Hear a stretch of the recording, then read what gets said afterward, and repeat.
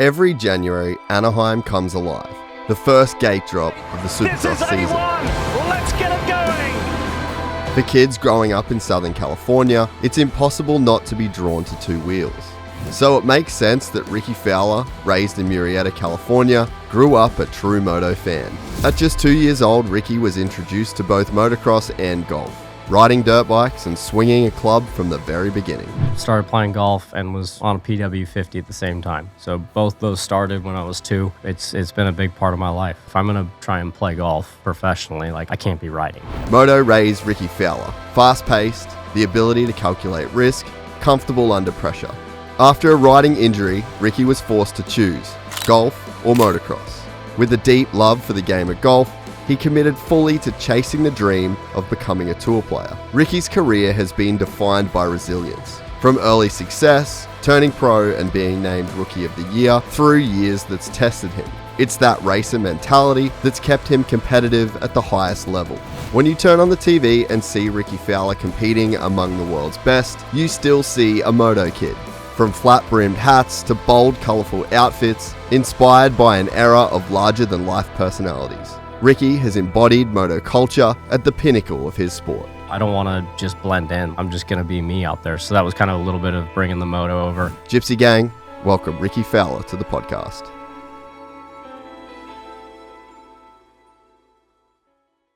I met a gypsy. Rickie Fowler, ladies and gentlemen, is joining the podcast. Here we are. I always knew this day would come. It was just a matter of time. I know. But it just worked out the way it worked out. You know what's funny too? When Jeremy sent the group text, I've had your number in my phone this whole time. I just thought I lost. It's been there. I just thought I lost your number, and it just came up as Fowler with nothing else. So I was like, dude, I kind of feel like a bit of a dick. I could have reached out all these years ago. Yeah, I mean, I don't get to spend a whole lot of time out this way, but it is fun. My wife grew up, over here in Newport Beach, so it's nice to finally make it work out. I'm stoked. Speaking of your lovely wife, the first time we hung out was the first time you and her really hung out. I guess you'd hung out before, but this was like the first kind of date. And you bought her to MotoGP. And we had the sickest weekend, and we all left and were like, man, we're all stoked on Stokey, eh? Turns out you were too. Yeah, no, we spent a couple days together before that, and then that was kind of the first field trip, and why not go straight to MotoGP? What was the plan? Like, how does that? You're just like, hey, you like high speed motor vehicles? Let's go. I had been there, done it. Spending time with Hammer, being with Red Bull, and me growing up, obviously in motorsport and action sports. Like MotoGP's obviously fun if you're into it and know a little bit about it, but it's cool to see if you know nothing about it. Yeah, it's almost cooler in a sense the very first time. Yeah, it's shocking. Similar to going to like your first F1 or something, or first Supercross. But no, I thought it'd be kind of fun and different. Like not everyone just goes to a MotoGP. It turned out we had a great crew, epic weekend. It was good. We were up there. There was like Lance Armstrong was there, and everyone was rolling through. And it's cool though because even just the vibe of you two that like you'd only hung out a couple times, first field trip, but there was definitely a vibe that you guys were probably going to be together. It's actually pretty crazy that was 10 years ago. 2016, I reckon. That was 2015. That would have been 16. Yeah. 10 years ago, like with hindsight, looking back, you go, no, I get it. That kind of was the vibe. Yeah, no, I guess when things are easy, it was kind of go with the flow, and obviously she passed the early test. You, Hammer, got that checked off. The boys. Yeah. No, it was it was just cool. Like when you can see stuff like that work out from the distance. Did you feel like it was going to work out from that very first initial stages? Well, our first date, we had a great dinner. We ended up talking for a while. The dinner lasted a lot longer than I was expecting in a good way. I think on her view as well. But finish up, walk to the car, and I kind of just got like a a side hug from her. So I was like, Oh, brutal, brother. like, I'm not sure. Maybe we're not on the same page here. Come to find out, she's not a hugger. At least I can get hugs now, but early on that was kind of I don't know. Maybe I should kind of take this take a step back, but no, we kind of hit it off, quickly. I came back about a month later after that, spent some time with her, and then next was MotoGP. It was like, let's just jump right into it. Love it, dude. I love it when a good story, happy ending, love at first sight kind of vibes. You don't hear it that often. Yeah, now there's 2 little girls running around. And dude, isn't that crazy? How's dad life? It's great. I mean, it changes things quite a bit. People always say, like, you don't realize how much kind of free time and stuff you have before, but I think when done properly, I mean, we didn't rush into things. I had plenty of time for, my career and that developing, and then getting to a point where, it was time to, felt like it was a good time to get into serious relationship, and then kids, had our first at, 32. So had plenty of time to mature. So I think that was good. It wasn't a huge shock to the system, but it definitely changes things. Luckily golf is my job. So that gives me a little bit of an out. I have to go to work. I have to take care of some things, but the kids are fun, but they demand some time. Yeah, I bet. And incredible genetics. Like, you think about what Alison was doing, and then what you're doing. She grew up gymnastics and then into pole vault. Pole vaulting. There's enough there to have a good base, and we'll see where they go with it from there. It must have been good too to have an athlete partner that really understands where you're coming from, because I've got a lot of friends with with partners that aren't athletes, and it's definitely can be hit or miss in terms of, I guess, just like really understanding the sacrifice and really understanding the headspace and what you've got to do to be ready for what you do. Yeah, definitely a better understanding of what it takes. Not just, hey, today I have a tournament, I need to play and I'm going to be gone for a bit, but there's a lot more that obviously goes into preparing and being ready to play in any sport. So I think that was big at understanding that, but also holding me accountable, helping be supportive, working at it, doing it together. She, pole vaulted up until basically we started dating. She had a pole break, broke her finger, and then she was kind of used that as maybe it's time to hang him up. That was gnarly too. Yeah. So can you imagine that, dude? Yeah, just have a pole break and it just split your finger in half. Just how scary that feeling must be, and the sound, and Yeah, I used to just carry the poles out. We actually had a pole vault pit at the house for a few years. Really? Yeah. You ever have a crack? No. Bro, how do you even get into it? Like, you know what I mean? I don't know that much about it. Just I've learned. You can't half do it, can you? No. There's a lot of training that gets to the point of just being able to jump. But I guess a lot of girls will transition from gymnastics. Sometimes if they get too tall or situations like that, they have great body and air awareness, and that's something that can translate to pole vaulting. So that was kind of how she started back, I think, early on in high school. But yeah, no, I used to just help carry the poles out. That was my job. Let's leave it there. Yeah. Yeah, you look at that and you're like, what's the starting point? Yeah. It's not like there's some little figure eight versions of, drills. There's no like putting version of pole vaulting, No, it's pretty committed.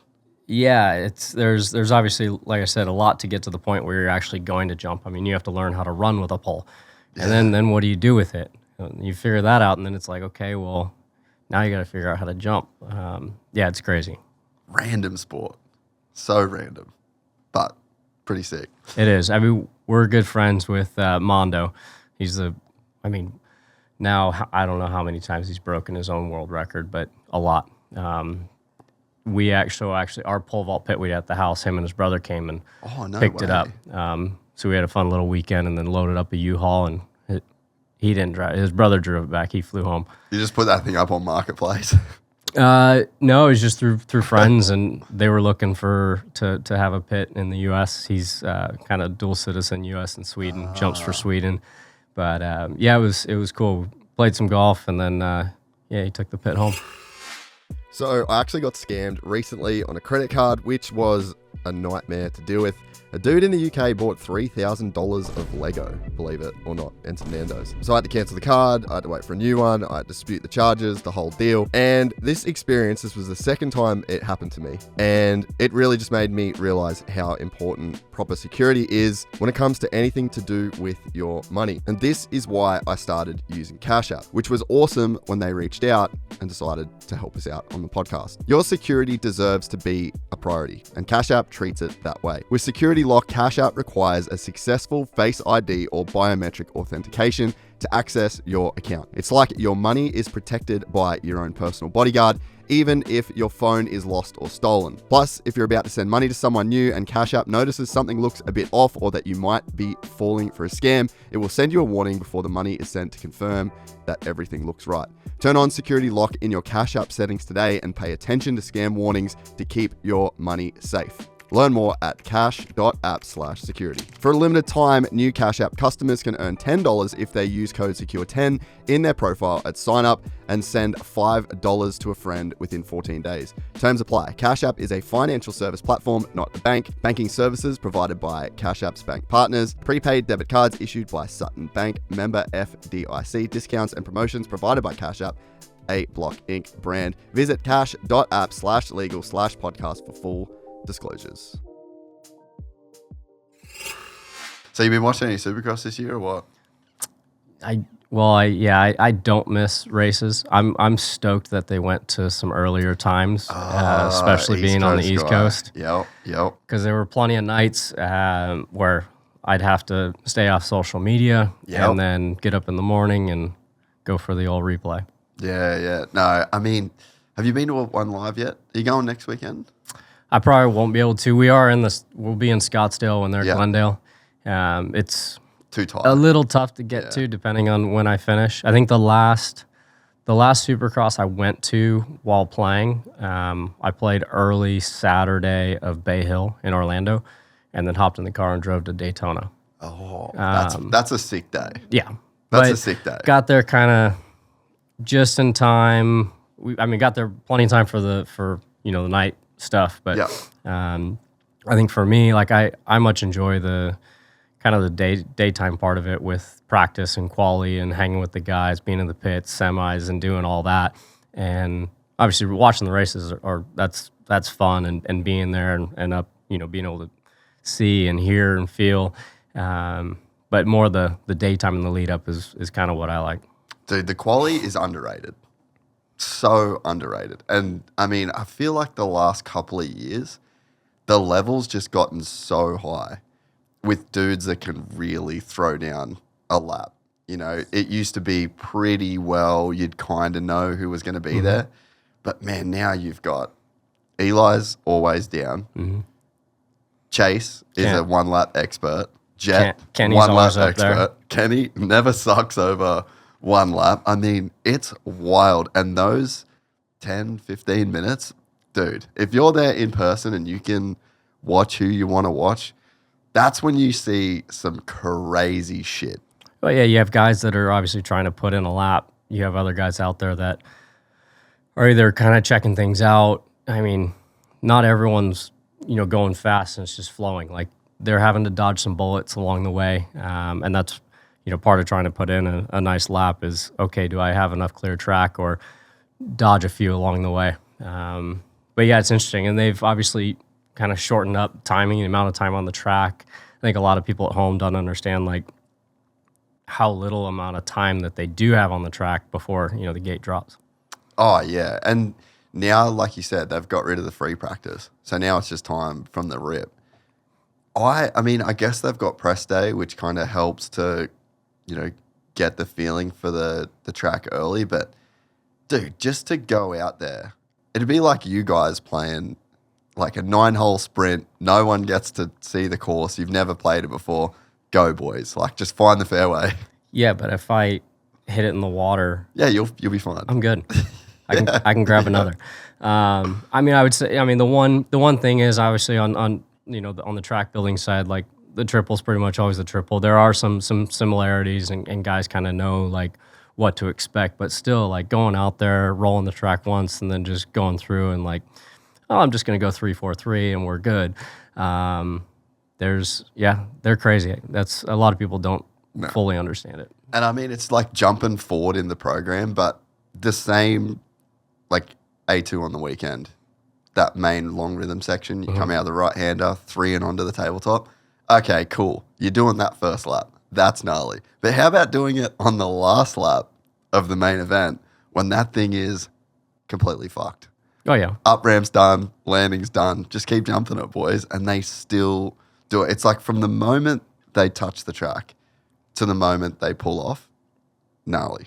Yeah. Well, you start looking at how much the track changes from the start when obviously press day and then into like qualities and stuff. And then you see what it looks like through the 450 main. And some of those you're just like, I'll just watch. I'm good. I don't want to mess with that. Dude, we walked. It was San Diego last year where we walked. The press conference was right under near the tunnel kind of thing. And so we finished the press conference and we were leaving and we had to get across the other side. So like, oh, we'll just walk across the stadium. Dude, it was like actually unbelievable. Remember they had the 3-3-4 there last year? Dude, coming into that out of the berm, like unbelievable. Yeah. So insanely scary and sketchy, and those guys just... They're just like, yep, I like that rut. No. Blows my mind. So what have you made... Okay, what did you make of the off-season changes, first of all? There was, I would say, it was probably some of the most movement we've seen. It was crazy. I was definitely excited for Eli. Kind of something new. After he's hopped around a decent amount, through his career. But I thought that was going to be something that would now we see obviously has been good. What do you think before that? Like when you found out that he was going to KTM, what was your first impressions? I was excited Be for honest. him. No, I was excited for him with it. I know obviously Prado struggled with the KTM. I thought with his switch that was going to be a good thing for him to kind of get, go back what he knows and restart. For Eli, I don't know if it really matters what he rides. He's going to find a way to just, if he needs to, manhandle and get it done. Yeah. Yeah, he's not scared of how much power. Just give me as much as you can. So, what would his headspace be as an athlete? You're deep into your career. 2014 was your rookie season? No, keep going. 2010? 2010. It was 2010, wasn't it? This is my 17th year on tour. Brother. Yeah. So, but Eli went pro in 2010 as well. 2010 Hangtown. So, like, you're very adept to speak to the headspace that he would be in at this stage in his career. And you've had highs, you've had lows, you've had the whole thing through your career. So, like, if you put yourself into his mind, like, what is that change about? Well, for me, it's been fun to watch. I've known Eli for a long time. It's one, like, he doesn't have to do it. He doesn't have to prove anything. Yeah, preach. Obviously, he loves what he does. He's always loved just riding. And, I think he has the freedom to, one, do what he wants. He's really just trying to prove stuff to himself. Like I said, he doesn't have to prove anything to anyone else. So I feel like to me, it seems like he's in a position where he's kind of just riding freely. And obviously, he's really liked being on that KTM, and we're seeing it. Yeah, I think that's a good point. He doesn't have to do it. Could have retired. He didn't even really have to go to Star. No, the Achilles. I think the Achilles stuff kind of pushed him to do a bit more. Had that not happened, I don't know if he'd still be riding, or he'd probably still be riding. I don't think he'd ever give that up. But as far as the racing aspect, How long do you think it extends your career to make a big change like that? I would say when it's a good one. I mean, shoot, it's hard to. I mean, in moto, it's you never know.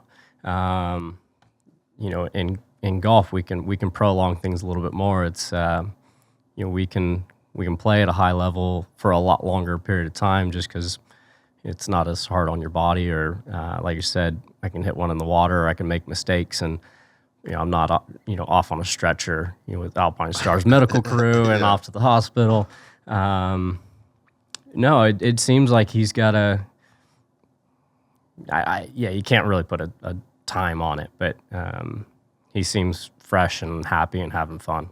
Yeah, it's cool to see these guys go so much deeper into their careers. I remember when it was kind of right when Chad was like on the brink of retiring, and so it's funny. Chad replied, I said this on the podcast once. He's like, "That's not true. That was never I was never considered for that ride at KTM." And I'm like, "That you knew of." But in 2019, when KTM hired Coop, they were looking at Chad, and it was like this toss-up between, do we get this younger guy, he's had some struggles, but like we can get him on KTM, or do we get Chad? And I remember Hammer said something to me. He said, it's a lot easier to keep a Chad Reed than to make a new one. And Chad didn't end up getting the deal. Coop went on to win 2 titles. So like they obviously made the right call. But just that line stuck in my head. And now anytime any guy's been like on the verge or going to a new team, or like Jason Anderson going to Suzuki, Kenny, Eli, I'm like, stay. Just keep riding, because it's so hard to create a Ken Roxon or a Jason Anderson and the lore of their entire career and what they bring to the sport and the fan base. So the fact that these guys can go deeper now, to me, is just, I just love the fact that we're still seeing it. Yeah, I mean, because you look at, back to, I started watching all this back in the 90s. Team Nami days. Jeremy was my guy, MC. Yeah. Still is. But yeah, it was kind of, rare to see someone kind of go past 30. 10 years was a good stint riding at that level. And, now we've seen, a handful of guys, push into, mid-30s. So then he goes out, rides Canada, Eli. Did you watch any of that? I didn't get to catch that one. Right, first lap of practice, people are posting on Instagram, we're just like, what the fuck? Eli Tomac's going to get a perfect season in Supercross. Like, he looked unreal. Yeah, I got to see like some of the highlights from insane. That was the easy way to catch up. Yeah, and then goes to Gold Coast, struggles. And we're like, okay, like maybe it's not. But then, since then, it's literally, he's pretty much just been the guy at Canada that was. Did they have struggles getting everything down to Australia or something? So I think they only had scoop tires. Yeah.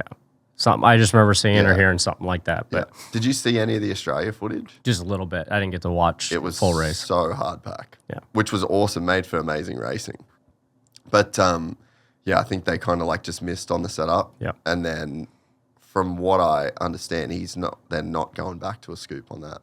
Because it was diabolical that he even rode with a scoop on Supercross. Do you remember the first year SMX at Dallas, how hard it was? Oh, yeah. Bro, he ran a scoop. Yeah, the scoop, it doesn't work on the hard pack, but he still was running it. Yeah. It was insane. So, yeah, anyway, he honestly just looks, probably title favorite at the moment. Be hard to bet against him. He's like I said, he looks great out there. Like I said, he looks free. He's having fun. Obviously, plenty of speed. There's plenty of guys that are up there and running and fast, but no one's looked better than Eli to start the year. What about Chase's move? Thought it was interesting. Especially hearing some of the stuff that Prado not having the success or stuff that he talked about over at Kawasaki. But in a way, it was something fresh for Chase to maybe, put everything the last few years kind of behind him and go do something new.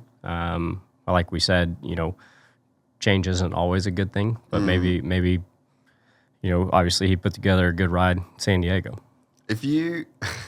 Or sorry, was that San Diego A2? A2, yeah. A2. If you Mixed won up. 7 PGA events in 2025, would you switch clubs? No. It's crazy, Yeah. Because, I mean, it was his best season, right, in terms of wins. He obviously did win the championship, but in terms of wins and then the outdoor, like he was good outdoors, like won a championship on that, bike outdoors. It would literally be like having your best year statistically on Cobras and then switching to Kirkwoods. Not saying that's what Kawasaki is, but, like just a crazy jump of equipment after doing so well. Yeah, and I guess sometimes we never know to the full extent, like behind closed doors, how things are going, what else might be going on. So, it was good to see him, get a win and at least kind of build some momentum there, because it is tough when you do make a change, and if you don't have success early, obviously people start to talk and question. You may start to question yourself, and did I make the right choice? But that was definitely a good step for him. Is that one of the reasons why you've stayed where you are? Because change can be such a difficult thing to kind of go through, because you've really had the same sponsors from the jump. Yeah, I mean, been with Cobra, or was with Titleist growing up, and was with Titleist my first couple years on tour, and then Puma bought Cobra. I believe it was in 2011, and I switched over with them kind of to be with the same family. Because you were with Puma while you were on Titleist clubs. Yep. Yep, that makes sense. And then Fortune Brands was selling off some of the, they had Cobra along with Titleist under the Acushnet umbrella. They were selling Cobra, and that's when Puma bought Cobra. So for me, it was kind of just keeping everything in one family. And so I've been with Cobra, what's that, 13, almost 14 years now. Yeah. So no, the only equipment, I went over to play the TaylorMade ball for a few years, and they make a great product. They've obviously been a very well established brand, and plenty of guys have had success with their stuff. I felt more comfortable going back to the Titleist ball. Makes sense. You played it for so long. I've had more time with it, and so that's kind of the only switch back and forth. We do switch clubs as far as, on main ones would be like drivers. I think we're every year there's a new driver head. Sometimes Is that hard? It can be. Sometimes, obviously you don't want to go into something unless you do think it's better. So this year has been, we'll go on the good side of it. This is our best driver line we've had, I think, ever. And so the first head that they made up for me, I was good to go, which is pretty rare. A lot of times you get new stuff, make a couple heads, do some testing, give feedback, try and do some different stuff with weighting or shaft, and kind of try and narrow things down, go through some more heads, work on that. And there's been times where it could take a couple months, or testing still goes into the start of the season and you're working through stuff. And obviously you don't want that, because you're trying to play, but then you're trying to give feedback, like, how can we make this better? So very similar on, testing and setup with bikes. And like, if you can have that done and ready to go, say back in November, and you at least have a good base setup, then you can just go and ride and make the, little tweaks. It's the same thing, huh? We're dealing with a couple parts versus, a full bike. But no, so for me this year on my equipment, on specifically driver, it was like built one, and it was like, damn, this is good. Like, God, that has to be the best feeling, dude. Well, and it was across the board. So we have, we have 3 heads, and then we have a tour head as well.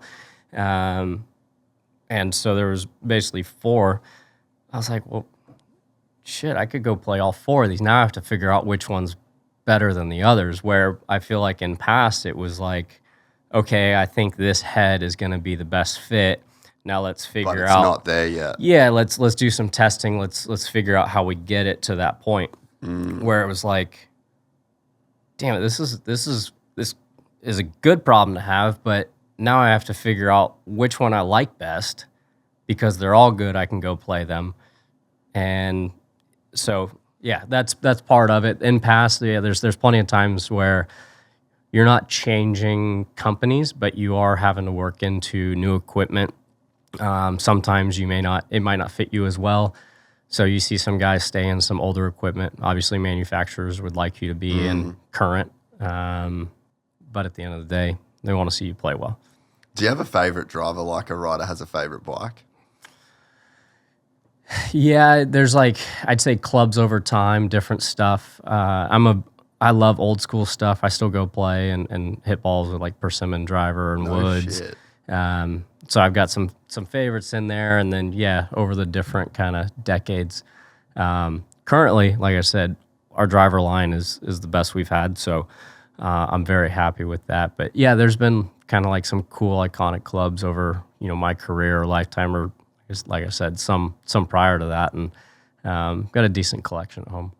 Yeah, that's sick. There must be a cool feeling though to just get a club and it just kind of works. Yeah. Because I mean, it is the same thing. Like as you're explaining it, like you get it done in November. I'm like, dude, you're literally describing what all of these guys. Yeah, and our time frame is very similar. Yeah. The start of the season is January for us. We were supposed to start at Century at Kapalua first week of January. That event obviously got canceled, but very similar start of the season with A1 is pretty much right on top of each other. Yeah. So changing balls, would that be the equivalent of changing like tire manufacturers?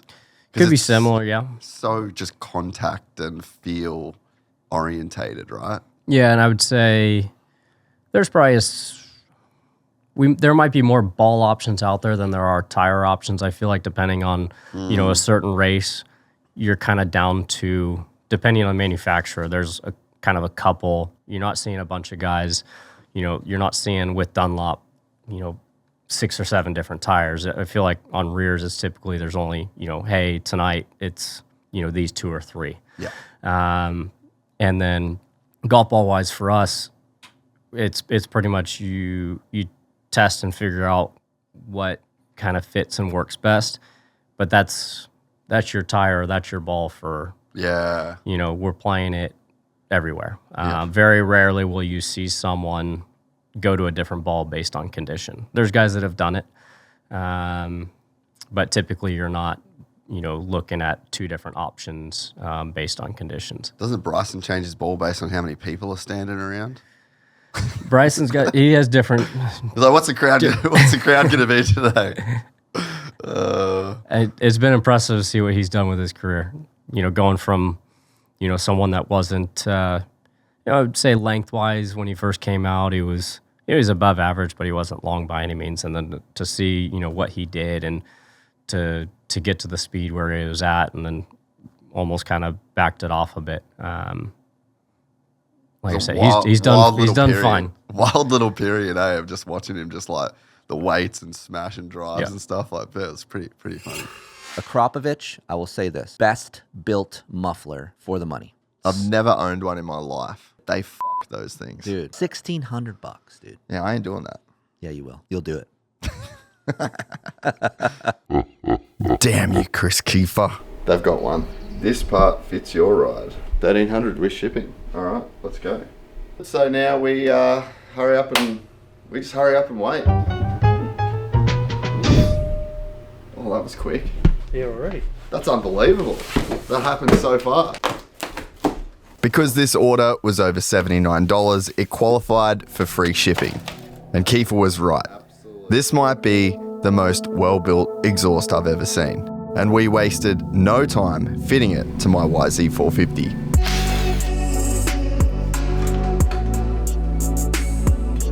The way the exhaust mounts on Yamahas is unique, but really simple. And in about 20 minutes, we have transformed the look, the sound, and the engine characteristics of this 450. All that's left to do is hit the track. As usual, Kiefer was right. The Acro took the power of the Yami and put it in all the right places. It was smooth off the bottom, but still meaty, and I loved the new exhaust note.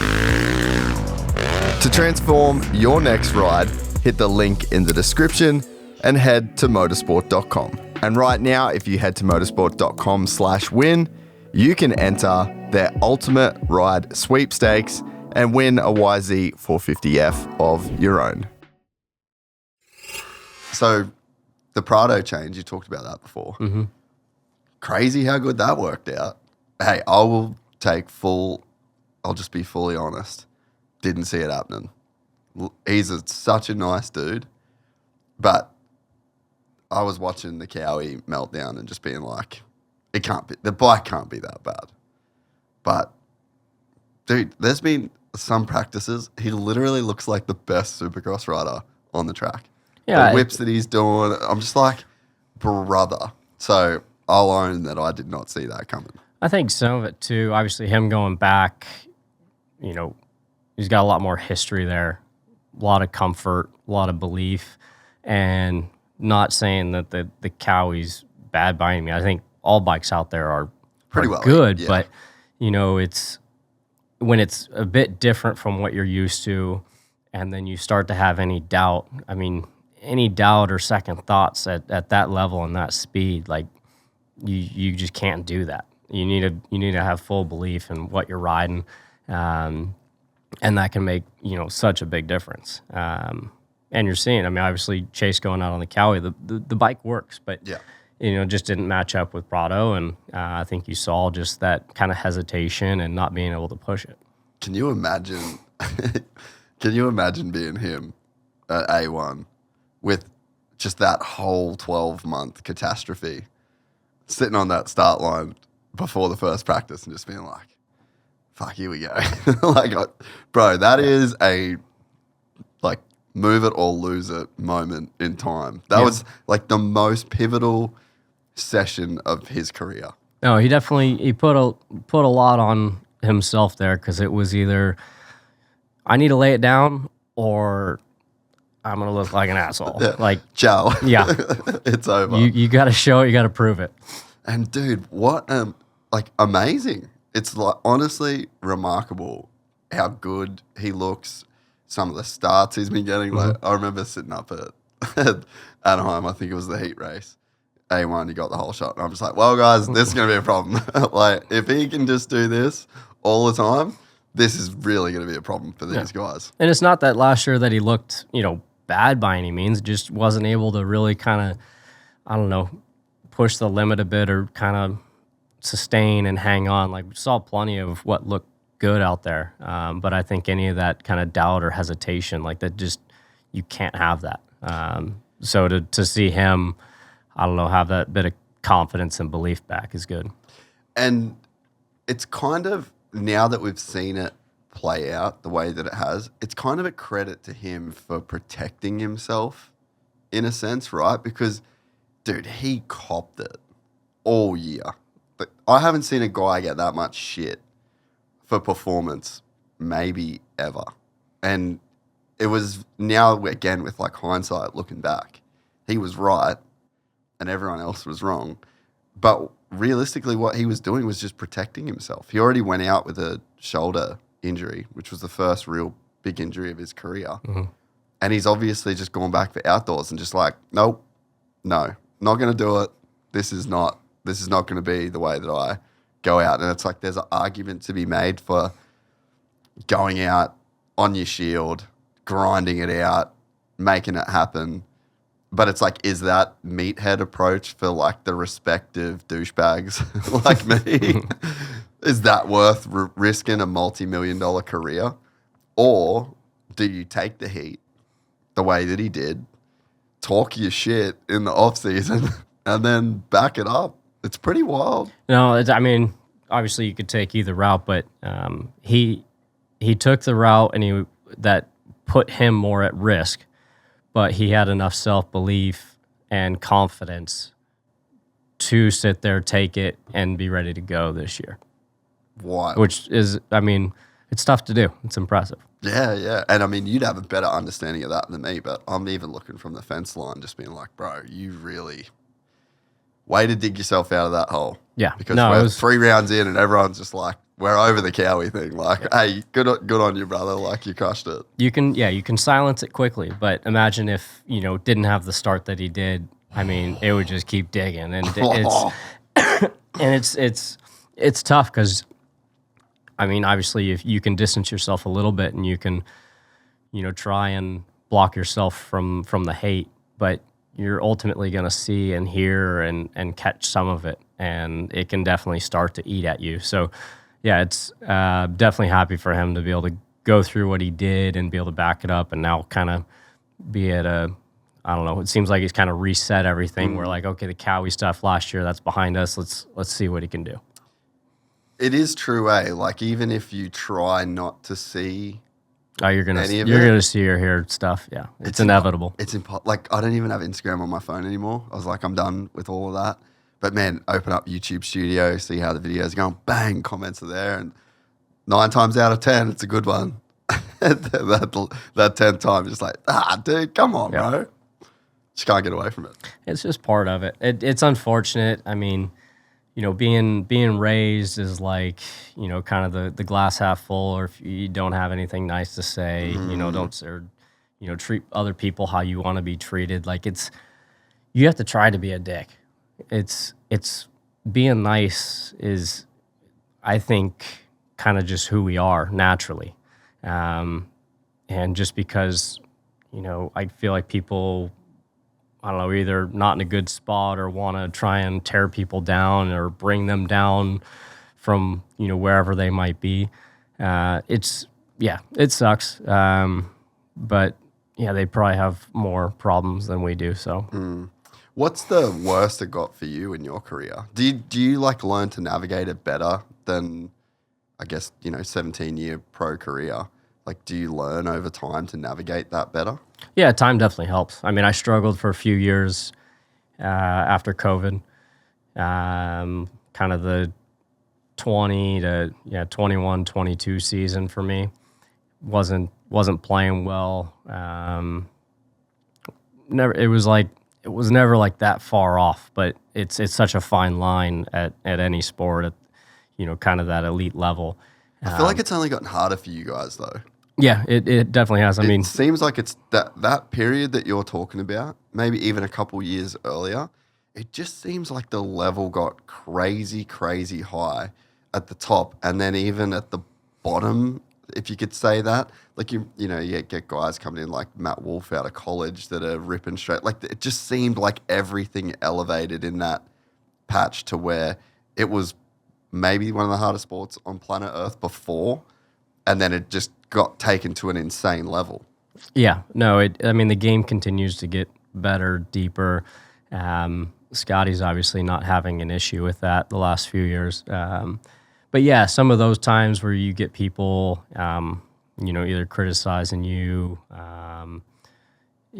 really anything. And you, like I said, you can kind of try and not hear or see or any of that, but yeah, it's going to come across at some point, and you hear things, and you may not read it, but you might see like a headline or something come up, and yeah, it's tough. I mean, it's not like we're out there or guys are just trying to get by. You're always trying to work and get better and push, and it's to me, looking at like the lows or down points, looking back on especially that time now, I definitely appreciated that.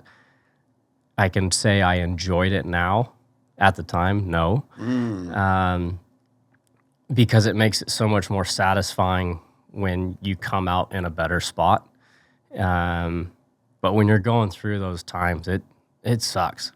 And everyone deals with it. It's not just sport, it's life, it's everything. So to me, it's how you work through those, how you get into it, how you end up in a better spot.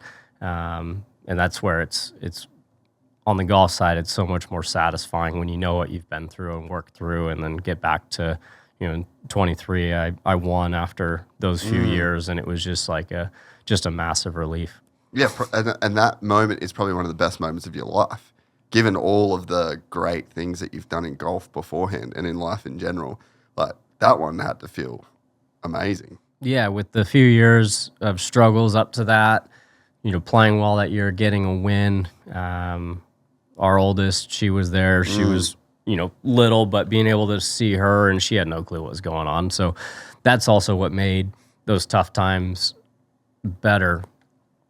If I shot, it didn't matter what I shot. Coming home and seeing Maya, she didn't care what I did. It was just dad-ass home. Like, yeah, all right, we'll shut off. Golf's done. Like, I get to be a dad and hang out. It's still not fun struggling or playing poorly, but just puts things into perspective and have a better understanding of, there's a lot more to golf than racing, and it makes it more fun and enjoyable when those things are good. But at the end of the day, like, that's what matters. The golf, riding, racing, that can all go away and we'll be okay.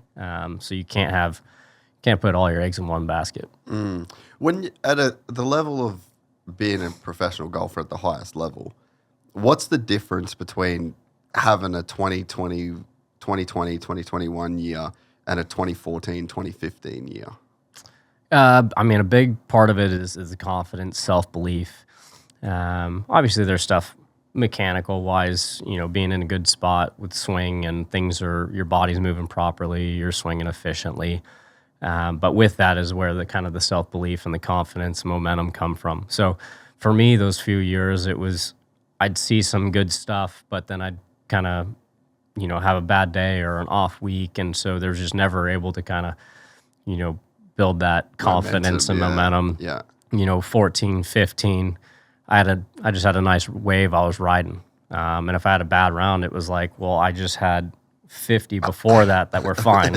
We're going to be okay. Yeah. So I think some of that is that being able to relax, I don't know if it's with going back to like Eli, like he's kind of, there's low stress. He's fine. He's set. He's got a great family. He's getting to ride freely and for fun now. And so I think there's a little bit to that. It's just being able to build and be in a low stress, just kind of ride the wave and free. Are you there now? I think I'm close. I had a good, last year was okay. I had a good summer. Was able to finish inside the top 50, which got me into the, elevated events this year. I was struggling with some shoulder stuff last year. Was kind of on, anti-inflammatories and pain meds through the year. I had some bursitis and fluid in my left shoulder. Yeah. So feel it kind of top of the backswing, which probably isn't the most ideal spot. It's not where you want to feel it. No. So I had to kind of grind through that, earned some time off. And so actually last week was my first event since August. So I got to kind of do some proper downtime, get the body to relax and chill out a bit, and then get back to it. So yeah, I definitely feel like coming off of last summer, decent finish last week, showed some good stuff after a good break and ready to get going. Yeah, but because you really have had a pretty incredible career, and to draw that parallel with Eli, it's like, yeah, he's had an amazing career. I'm sure there's probably still some stuff you'd want to tick off the list, but dude, like, amazing the things that you've accomplished in golf, especially from where you came from too, like just small town California kid, like got to the highest highs of sport. So it's like, surely you'd be getting close to that mentality where you're just like, you know what, life's good. Let's just swing the golf club. Well, yeah, I would say I'm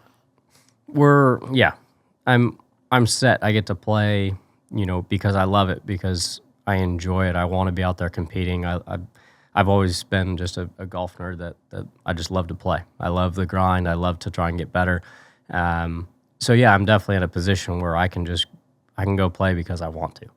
I don't have to. But yeah, as a athlete or anyone, you always want more. So people have asked the question before, and it's kind of two parts to it. It's like, me currently, it's like, no, I'm not satisfied because I don't have a major. I want more wins. I want to do more things. But if you were to go back to the little kid version of me, that my dream was to play on the PGA Tour and win on the PGA Tour, well, we've done that. You know, have a few wins, have a players. So Ryder Cup, President's Cup. Yeah, there's five Ryder Cups. That's three so presidents. insane, So like, dude. like I said, the kid version of me would be stoked. Yeah. But yeah, in current situation, you just want more. Yeah, you're just like, I'm going to the next tournament to win. I think what makes golf incredibly difficult is, I mean, you could play till you're 50. You know, I'm gonna keep going. Yeah, you have that. I'm not fucking leaving. But you have this career that, dude, it's like rookie of the year, and then you go into like the 14, 15, and then it's like, then you have the 2020, 2021, and you just, it's so long. Like there's not, I think in Moto, it's almost got to be like a fairly sustained kind of climb because so few seats, so few winning rides, the money, the risk. It's kind of like really got to stay on a trajectory. But you guys have just such a different way that your career evolves and over so many years, you know? Yeah. Well, and I would say for us too, like obviously you want to be on the PGA Tour, but there's plenty of guys that play, you know, lower levels, work up to the PGA Tour, may lose their card, go back, work their way back. But like with Moto, if you're not, I know there's some other options, but it's Supercross and outdoors, and that's about it. You know, being in the U.S., it's not many guys are going to, you know, race, you know, MXGP and different stuff. Like that's what we have in the States.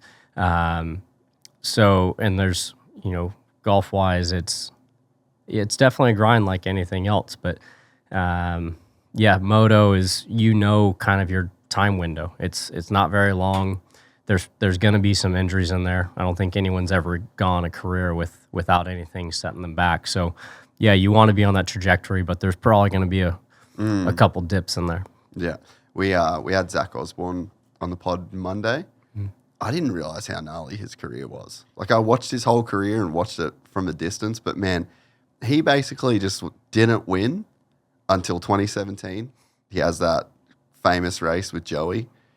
And then he wins 2017, wins 2018, 2020 wins the 450 championship. Like it just clicked and he had years of winning. And he said that in 2017, he turned his $175,000 sign-on to 2.5 mil with the season and never won a race until the first win that he got in that 2017 Supercross season, then won the championship, then went outdoors, then back. Dude, just went on a run for 3 years, set himself up for life. Yeah, he's a bulldog. He's a good guy. Yeah, dude. I saw him the other day. He stopped in over at Dr. G's. That's right. Yeah. I've been going over there for a little rehab and some body love. Shout out Dr. G. Yeah, Dr. G's. Doesn't he look amazing? Can you believe it? Slim and trim. Bro. Yeah. He kind of made me a bit self-conscious the other day when he was around. I was like, dude, the smile, the laugh, the body. I'm like, dude, I think I need to get back in the gym, bro.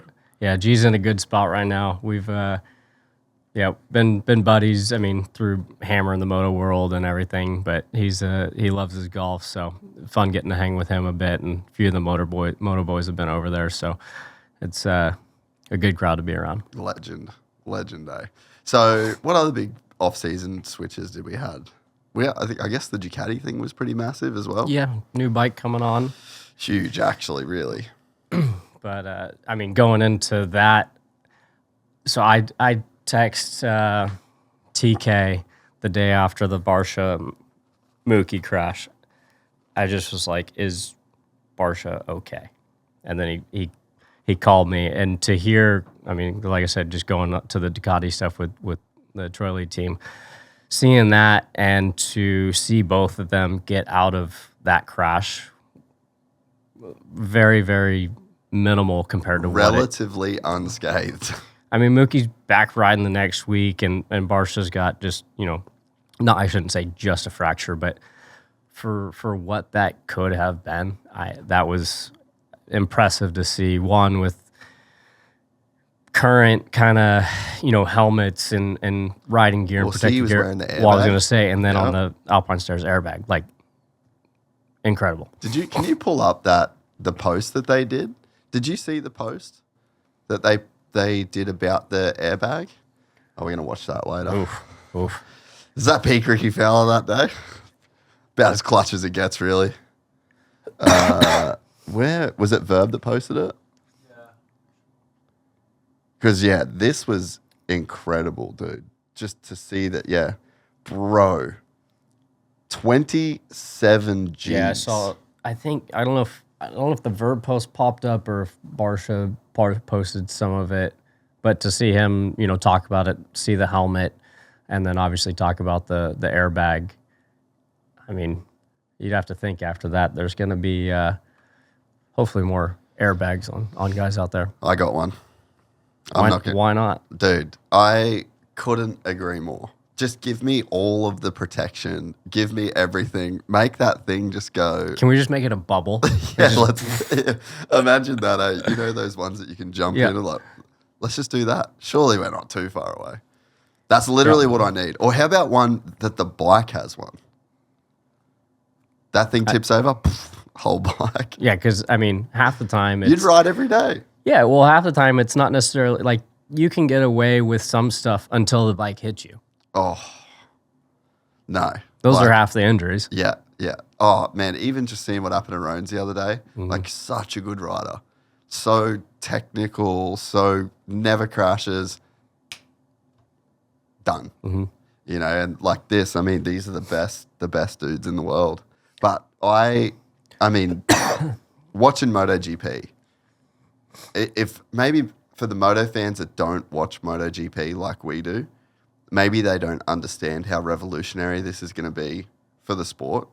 But man, some of those crashes Marc Marquez lived through, unbelievable. There's just, if you don't have that airbag, scary to think what happens.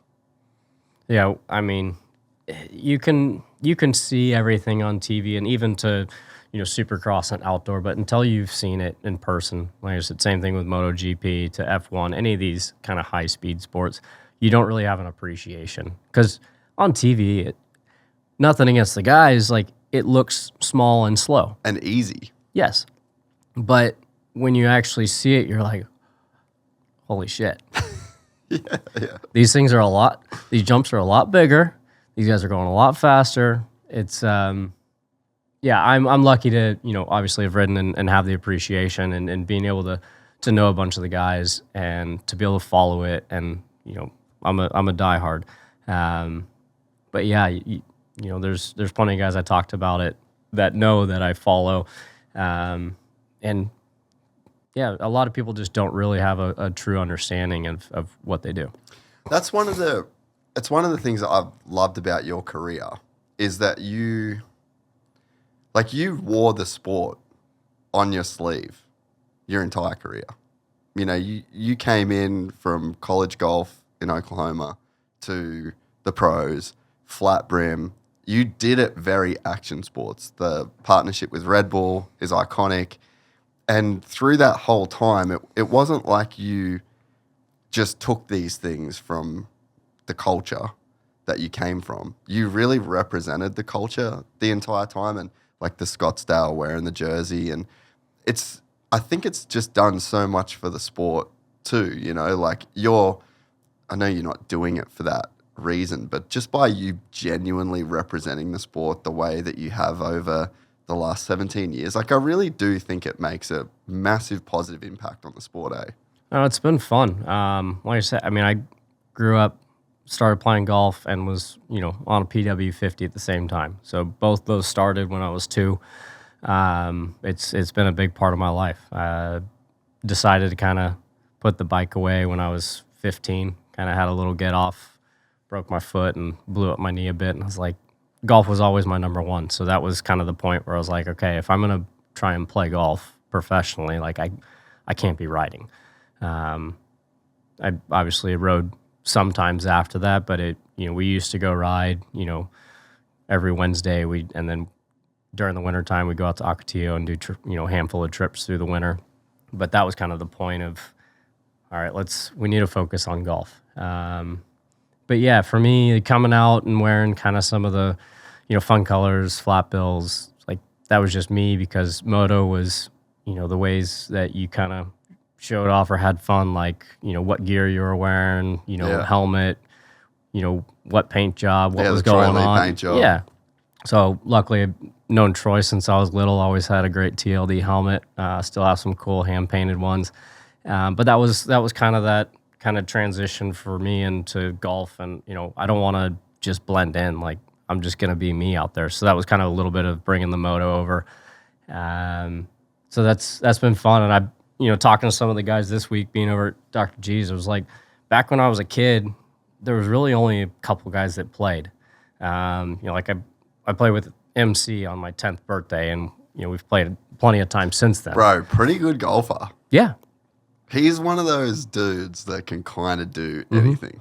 We had Berriman's birthday party in Mammoth one year, and we're all pretty tuned up, having dinner at this golf simulator. And bro, MC was ripping. Sneaky lefty. Lefty, yeah, same as TK, bit of a sneaky little lefty that can really knock it. But like seeing from that, like, playing with him growing up a bit, like play with Reedy a little bit. But obviously he was kind of towards the back end and after MC. And then from there, like back then there wasn't many guys that played. And now it's like half the guys play. And that's obviously golf's great for a lot of athletes because they can kind of go play casually and have fun. Yeah. It's not too hard on the body. It's a good kind of release to get away, and you can go play with your buddies. So we've definitely seen a big growth in Moto and other places, but definitely Moto compared to when I was a kid. Not many guys played, and not saying I'm not taking any credit for that, but it's just cool to see now there's more guys in Moto, supporting me and watching me, and they're all playing and having a good time. Can you bring up? Let's get Rickie to rate some swings. I reckon. Who's has the best swing in golf? You reckon in Moto? In Moto, well, I haven't seen all of them. I'd still say Jett probably has one of the best swings. It's very Adam Scott, isn't it? Yeah, but so the only thing we have to work on Jett's scoring. It looks good. We need to get the scores in the game to match the swing. I have the same problem. People that watch me swing a golf club, they're just like, dude, you should be pretty good at golf. But yeah, we don't want it to be a letdown. You're spraying them, bro. You'd rather be the guy that kind of looks and then you outplay what you look like. Yeah. You'd rather that. Yeah, yeah. So, did you watch his video with J-Day? I haven't been able to watch the whole thing. I've seen some of the highlights. Actually, go to that one because it's on The Lads. The Lads. It's on Jason Day's YouTube channel. This shows you. I feel like this is a very good look inside why Jett is as good as what he is on a dirt bike. Because I can tell you right now, I could be practicing every single day to the same pin location, the same everything, and when the camera was on, that thing's getting topped. And like Jett, so go to Jett's first shot. It is so clutch, dude. I mean, this is just it's a wedge, but I just feel like this kind of gives you a bit of a look into his psyche. Oh, maybe that one's a tiny touch long. But it's just like... Still a good motion. But to do that on a former world #1's YouTube channel in front of all the cameras, like, it's just so clutch. Like, that's a great song. Yeah. All right, go back. Let's watch the swing. Let's slow-mo this thing. No, he has the look. That's what I've talked to him about. It's like, now we just get the game to kind of match how it looks. So what's missing there? Go to that. I think that iron swing's probably a better one. That second one that he did that we just watched. Yeah, this one here. So pause it. So go back. Pause at the top. Let's a bit flippy. So pause at the top. Yeah, there we go. It's good. What are we seeing? There's not a lot of bad things in what he does. I'd say he's probably getting a little outside his right foot for being a wedge, but short, compact, arms are in front of him. You could see, like, before pause it, good transition, lower body starts to go, but he's got a lot of good stuff. It's for him, it's more reps and learning to score and play. And then some of the off-speed shots, being able to control wedge numbers. Like, he had a great move, obviously hit that wedge a little far. Being able to, like I said, some of the off-speed, if you get a nice number with a wedge, it's pretty easy to, hit a stock wedge. But then how do you control, I need this to be 5 yards shorter than my stock, or 10 yards. That's where you start breaking things down. Going from shooting 85 to 75, that's easy. And then once you start, I'm saying that's the easy part. Once Can you start, please go back and just be for real? Okay, going from shooting 100 to 90 is easy. Going from 90 to 80 is a little harder, still easy. But once you start getting down, those jumps become incrementally harder. And going from, shooting 75, getting down to shooting, even par, to then consistently shooting under par. And it'd be the same going into, lap times on a dirt bike. So true. Going from, are the fast guys running, 53, you're running at a minute. How do I get that down to 55 seconds? That's pretty easy with some work and technique and different things. But how do you start bringing that down to 54 and then 54, and then you start going into tenths and stuff like that? So that's where it's easy to make those initial jumps, and then it just gets harder and harder because you're fine-tuning and trying to figure out how to, ultimately score and become a better player. And yeah, okay, that makes a lot of sense. And it's almost like you play and you get the initial, and there's just there's a lot of improvement. But then it's like when you hit your natural ceiling of athletically, mentally, once you can kind of reach that ceiling, and to get there, you can make some pretty big jumps. But then to really dial in from there, that's where the work is, essentially. Yeah, that's where it gets tough because you're not going to see as big of improvements quickly. You're going to start looking back over the course of 6 months or a year, or, couple years where you were before. Where, like I said, if you're at a point where, don't play a whole lot, but you can shoot 100, you've put some time in and start doing things consistently, you can drop that to 90 really quickly. Not just by time, you need to work on some few basic things, tighten some things up, but some of those early jumps are easy. Like I was saying, going back into, on the moto side, it's like getting someone to, drop a couple seconds when they're starting at a high point.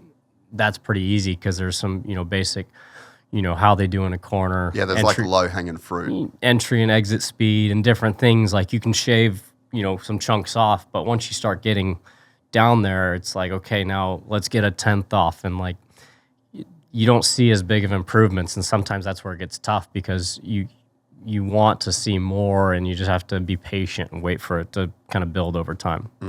So can you pause this at impact? Let's just see his impact. Oh, there we go. Oh, a little bit. What are we seeing? Oh.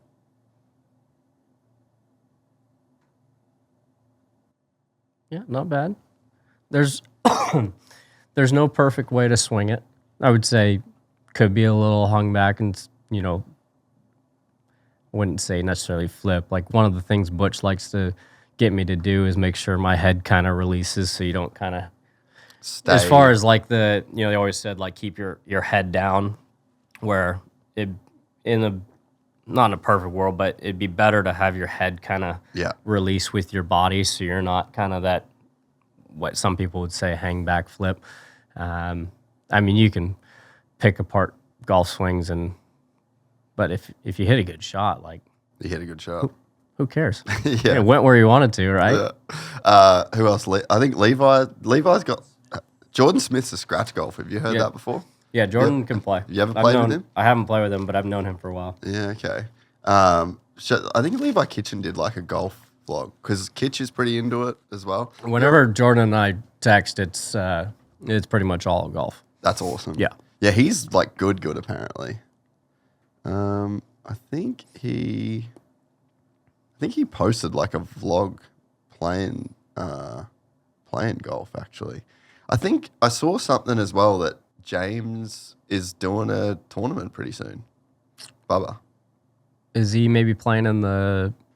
I think it was like on his Instagram or something. Like there was an announcement, but because he plays pretty well too. Yeah, and he kind of started picking it up more after. Well, he played during riding, but once he was able to put the bike down, and it became all golf. Well, he lived at Bay Hill. Yeah, yeah. I played around with him one time at Arnold's, and it was just that's like my peak of golf, or maybe Ridgewood for President's Cup. That was actually pretty sick as well.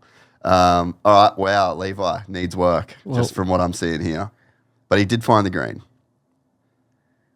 All right, what are we seeing there, mate? We'll get Levi on the range, and we'll work on. Pretty big swing. Yeah. What are you seeing there at the top?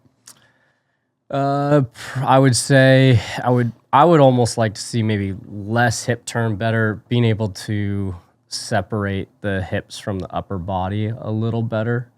I think some of that can be tough in sports that are kind of straightforward, not a rotational sport. True, yeah. And you see a lot of people struggle to kind of be able to use their thoracic and separate hips and that upper body turning. Yeah.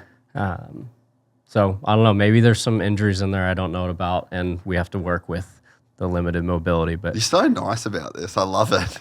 This is just a prime roast here, ready to go. I mean, the chip shot was a little stabby from under the trees, but hey, he did hit it up there on the green. So at the end of the day, so who am I to judge? Hey, if it works out, like that's fine. I love that. And then Chase with the big power lefty.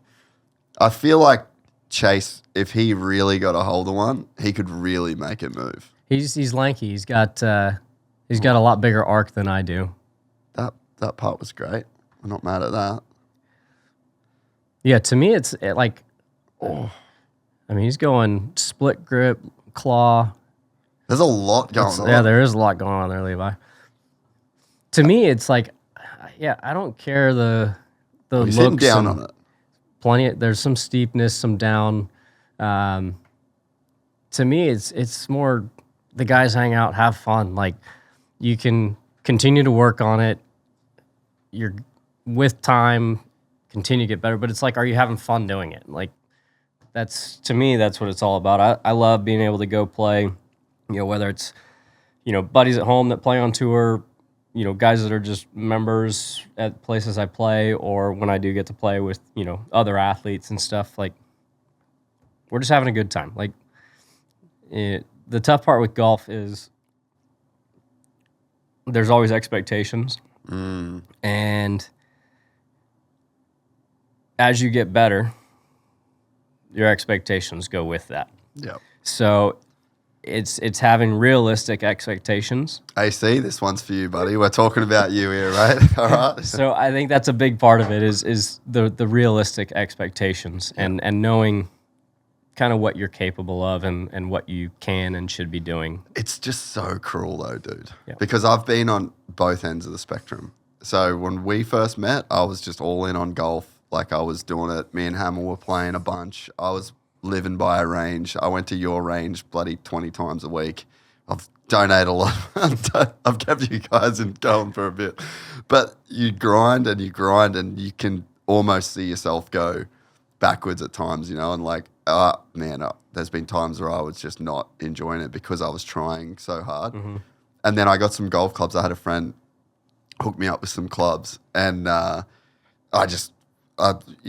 Hawke. Have you met Riley before? So Riley and AC, so I'd go and like play with them straight off the couch. Brand new clubs, don't go to the range, don't practice at all.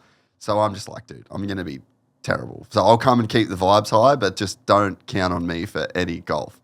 And played fine and the most fun that I've had. And then I went back to Australia and I was like, well, last time I played all right, buddy.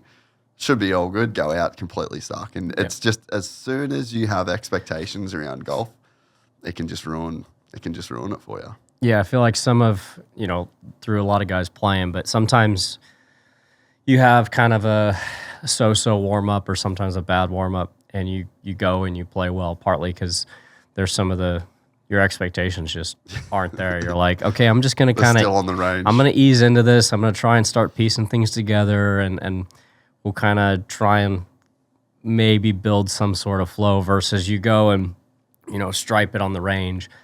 So you go out there and you're like, this is going to be the day. Yeah, what's the course record? Like you hit it in the water on, one of the first few holes, and you're like, it's a shock to the system. But that's kind of like anything. I'm sure that, some of the boys can, maybe have rough qualifying, not necessarily qualify that well, and kind of go out there like, okay, let's get through the first turn because we don't have a great gate pick. Let's just kind of get through, get things going, start to build momentum, and all of a sudden, like, you see plenty of wins from that, I'm sure.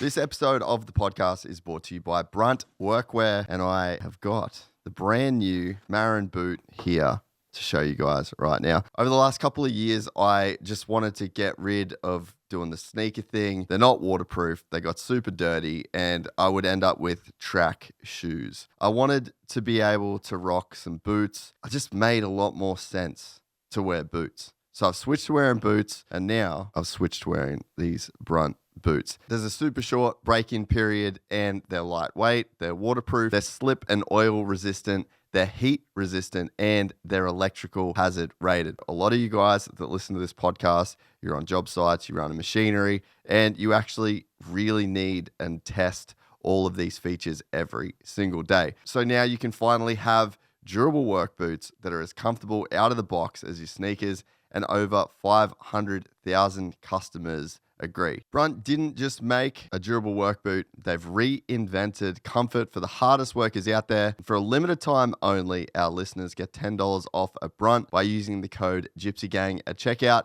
Just head to bruntworkwear.com and use the code GYPSYGANG and you are all set. And even better, Brunt will let you try this work boot risk-free on the job site. After you purchase, they're going to ask you where you heard about them. So please support our show by telling them that the Gypsy Gang sent you.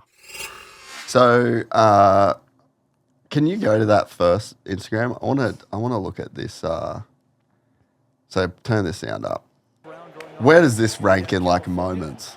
So we'll set this up. Turn the music.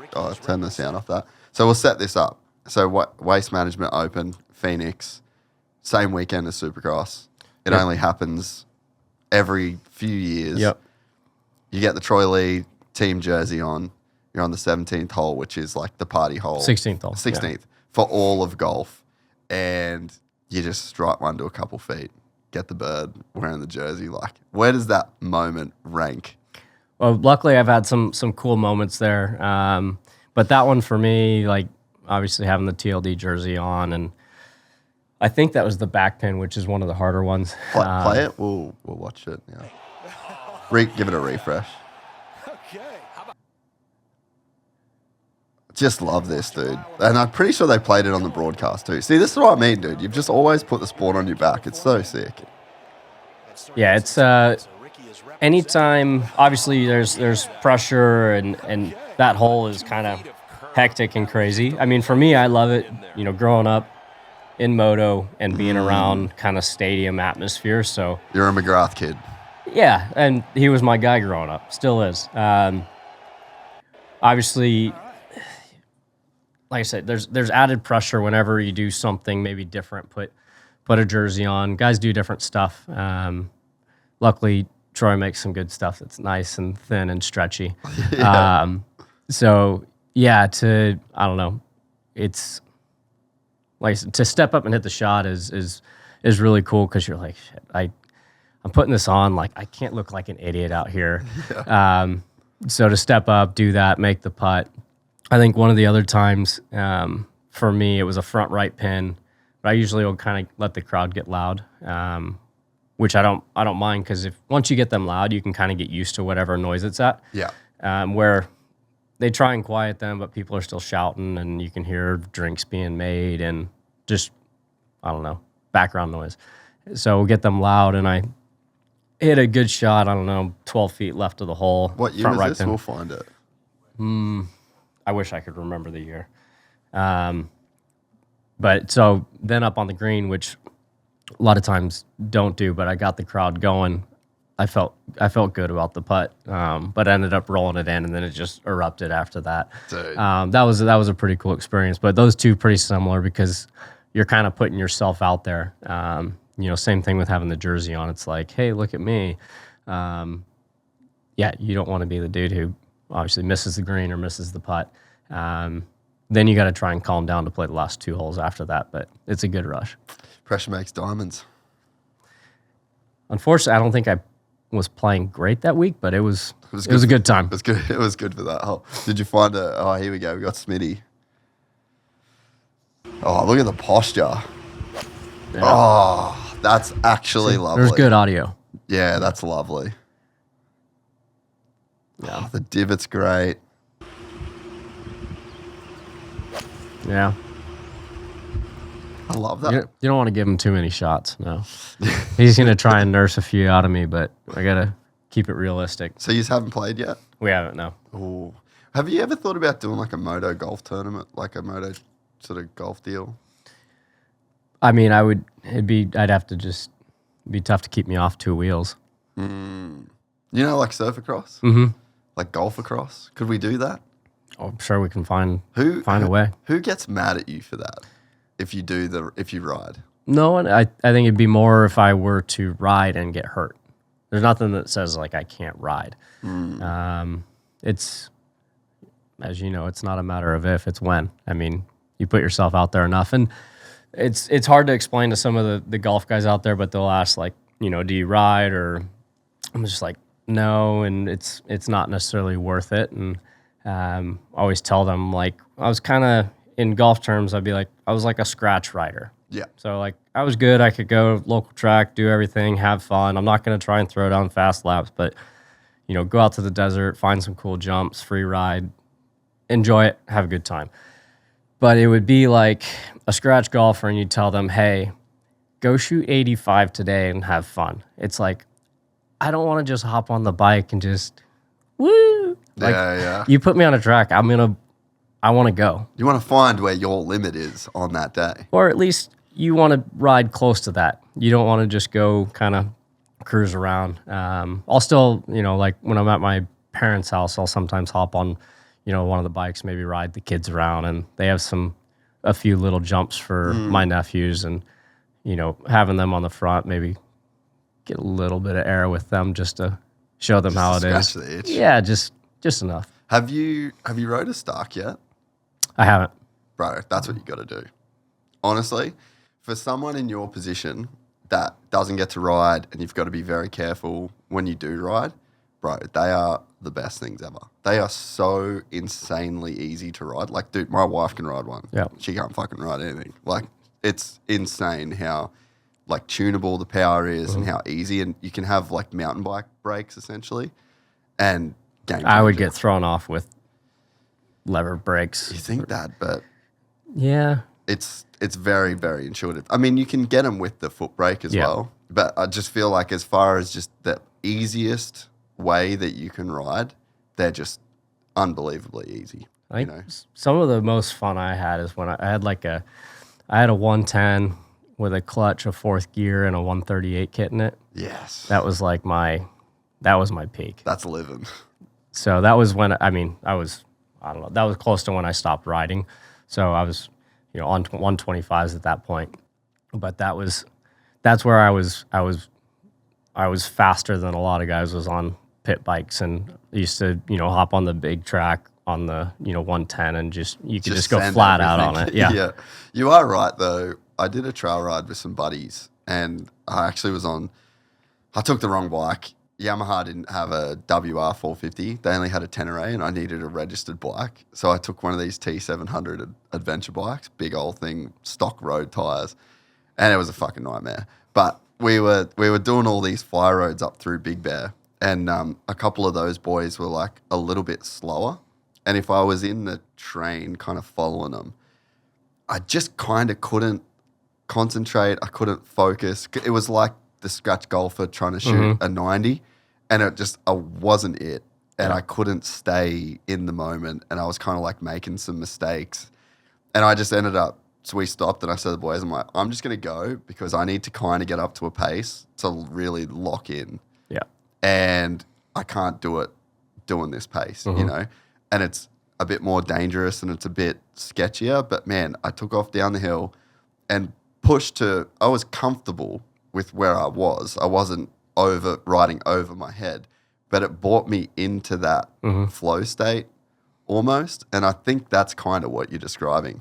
Yeah. No, it's – part of it is what you're used to, and then the other is you don't want to be doing something slower or not close enough to your capabilities. Yeah. One, to like, you know, you're not into it as much. You're not engaged. You're kind of just, like you say, if you're following someone, you're just kind of back and forth, and you kind of want to get to that speed where you're just reacting and doing your thing. Does that translate to golf at all? It can, I think, depending on, you know, guys that you're playing with. Obviously, you're playing in tournaments. You're playing with obviously the best, and it could be more practicing, or if, depending on, you know, if you're playing with other tour players or not, and kind of how you get engaged and interested. Like if I'm playing with some of the guys and we're having, you know, proper games against each other and having a match, and you know it's a day where like, okay, I'm into this. Yeah, 5-ish. It's, you know, there's something on the line. It matters. You're playing, where you go play with some other buddies and it's just more for fun.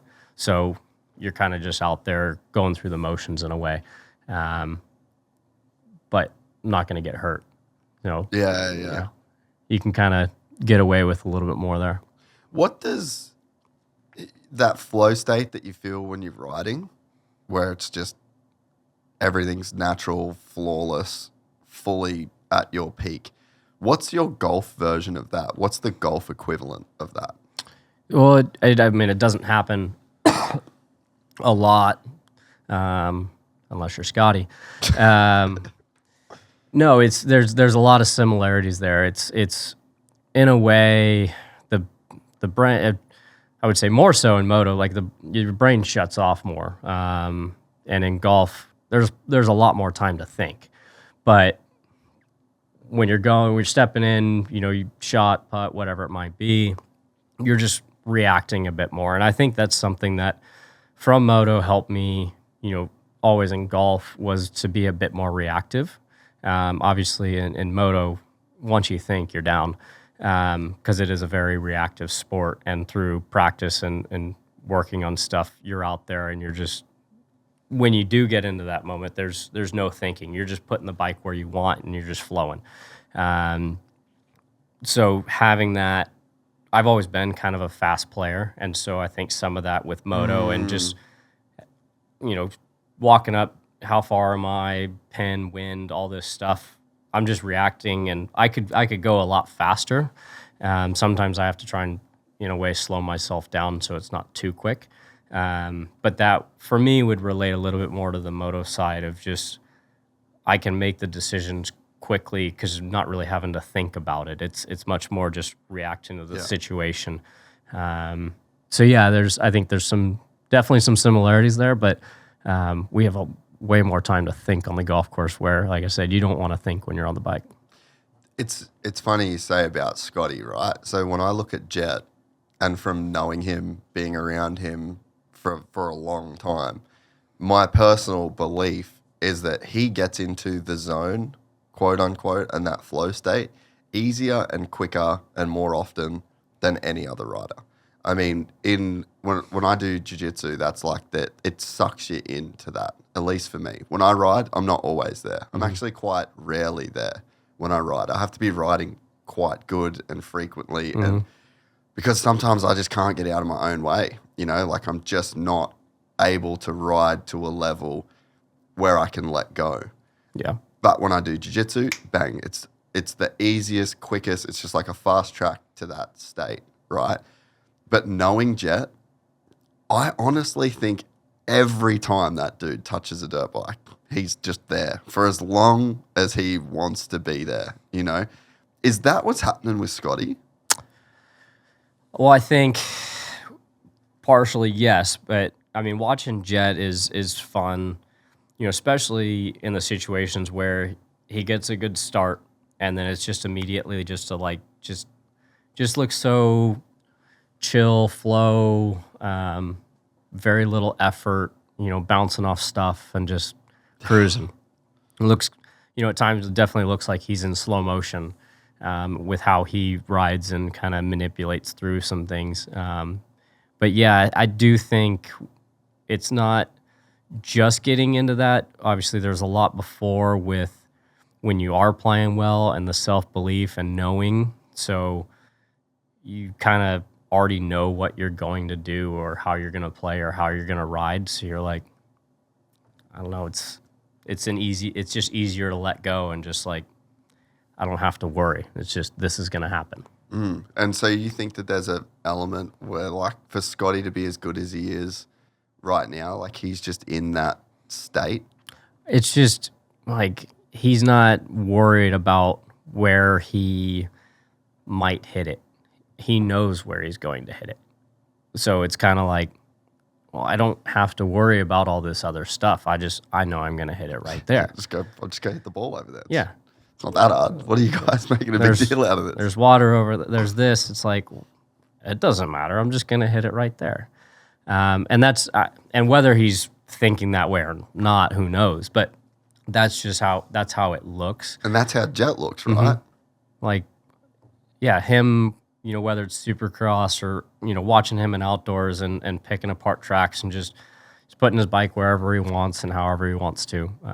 Scotty's out there playing and, he's making very few mistakes. And if he does, his misses are smaller than, most guys.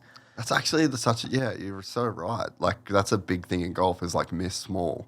Yeah, and like that's kind of what Jett's doing. Yeah, when he's racing. he's not going to ride perfect for, the 20 minutes or 30 plus 2, twice during the summer when it's hot as hell. Yeah. But if my mistakes can be smaller or less than the others, and then I don't have to necessarily be faster than them, or I don't have to necessarily play better than the other guys, but if I miss smaller and those margins for error are smaller, because on a golf course, in a round, even if you play well, as far as perfect shots go, you're going to most of the time be able to count them on one hand.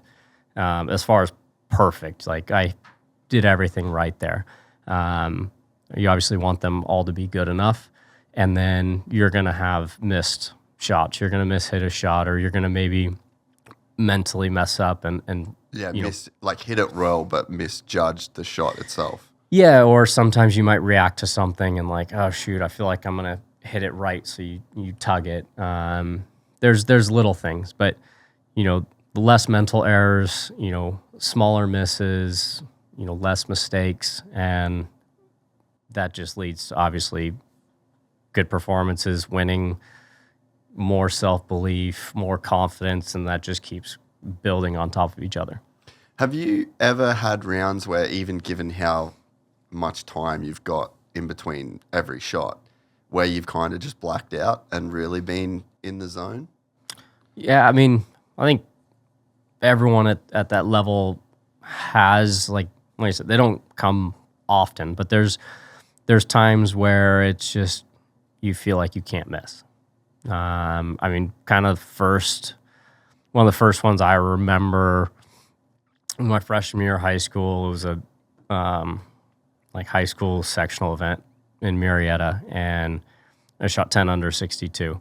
And it was just like, hit fairway, hit green, make putt. Next hole, hit fairway, hit green, make another putt. It just, you don't really, I don't know, you start to try and just stay out of the way and just let it happen.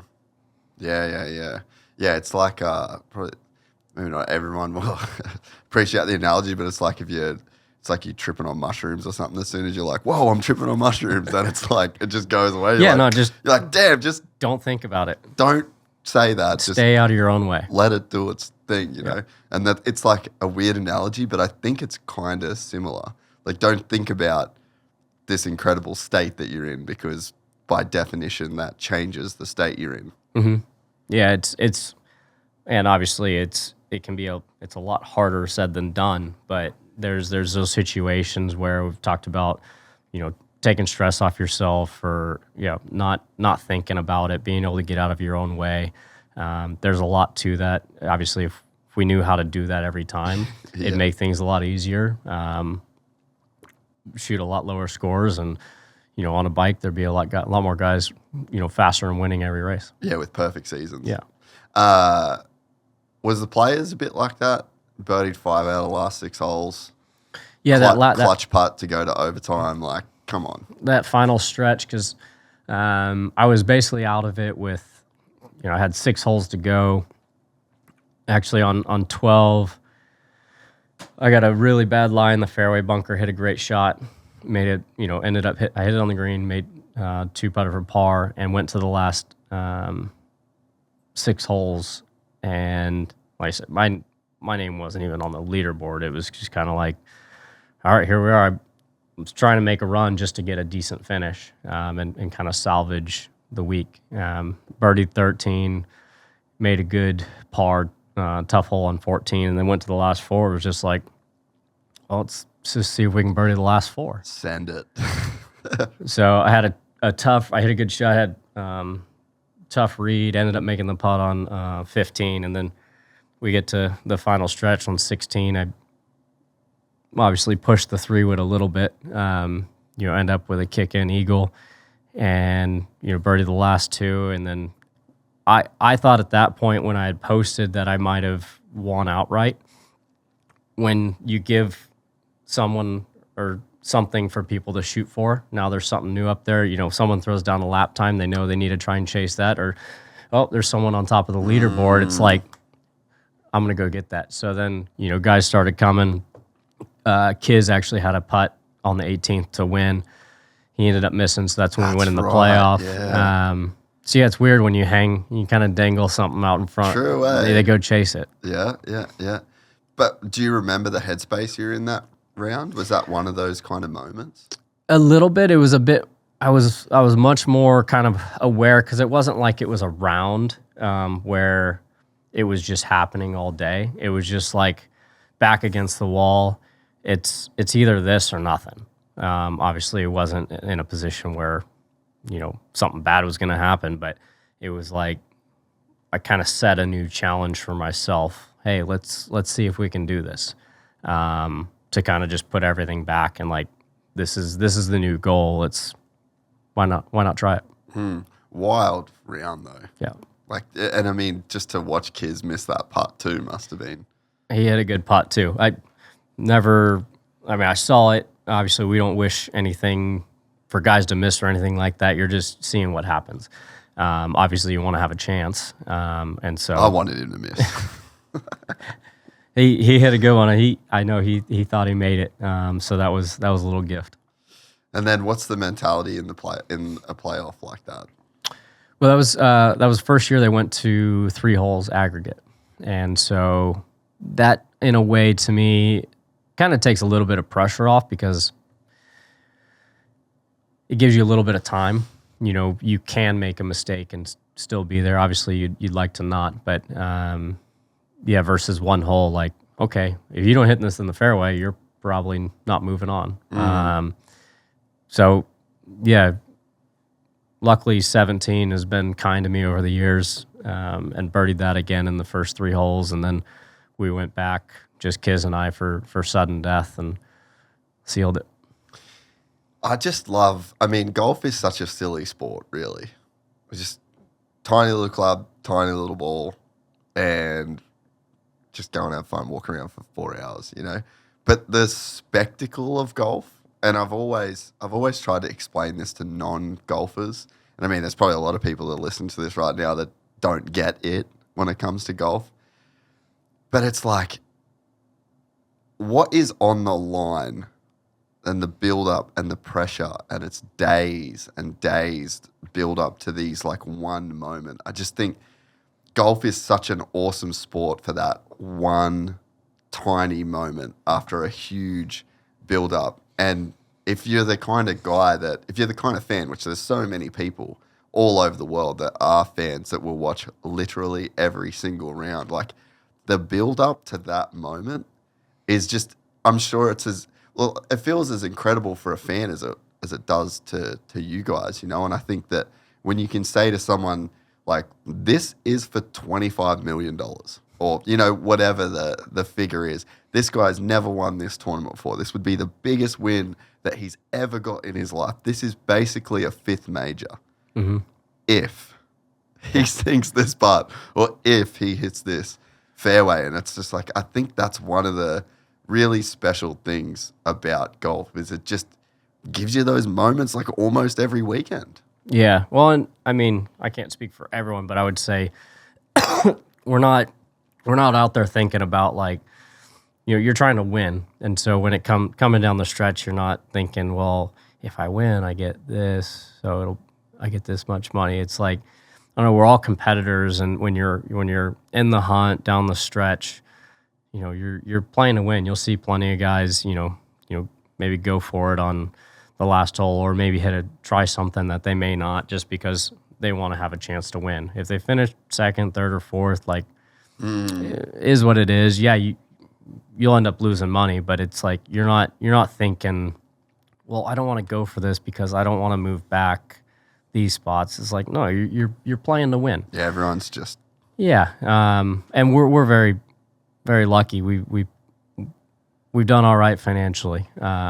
Golf has been a blessing to me and my family, and the Tiger helped out quite a bit, getting the purses to where we're at, the money that we're playing for, and those have continued to go up. So yeah, very, very fortunate that luckily that's not something you're worrying about, like a paycheck to paycheck, or it's go out there and try and win.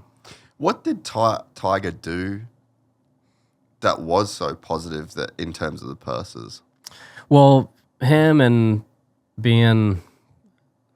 just him and what he was doing and his accomplishments. I mean, starting kind of going back, winning the Masters in '97 and the runs that he went on after that.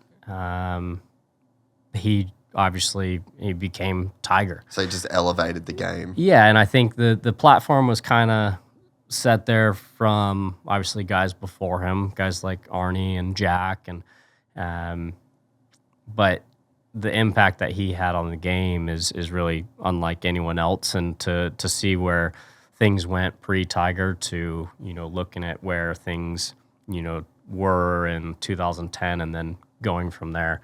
Yeah, it's pretty crazy that we're all very thankful for Tiger.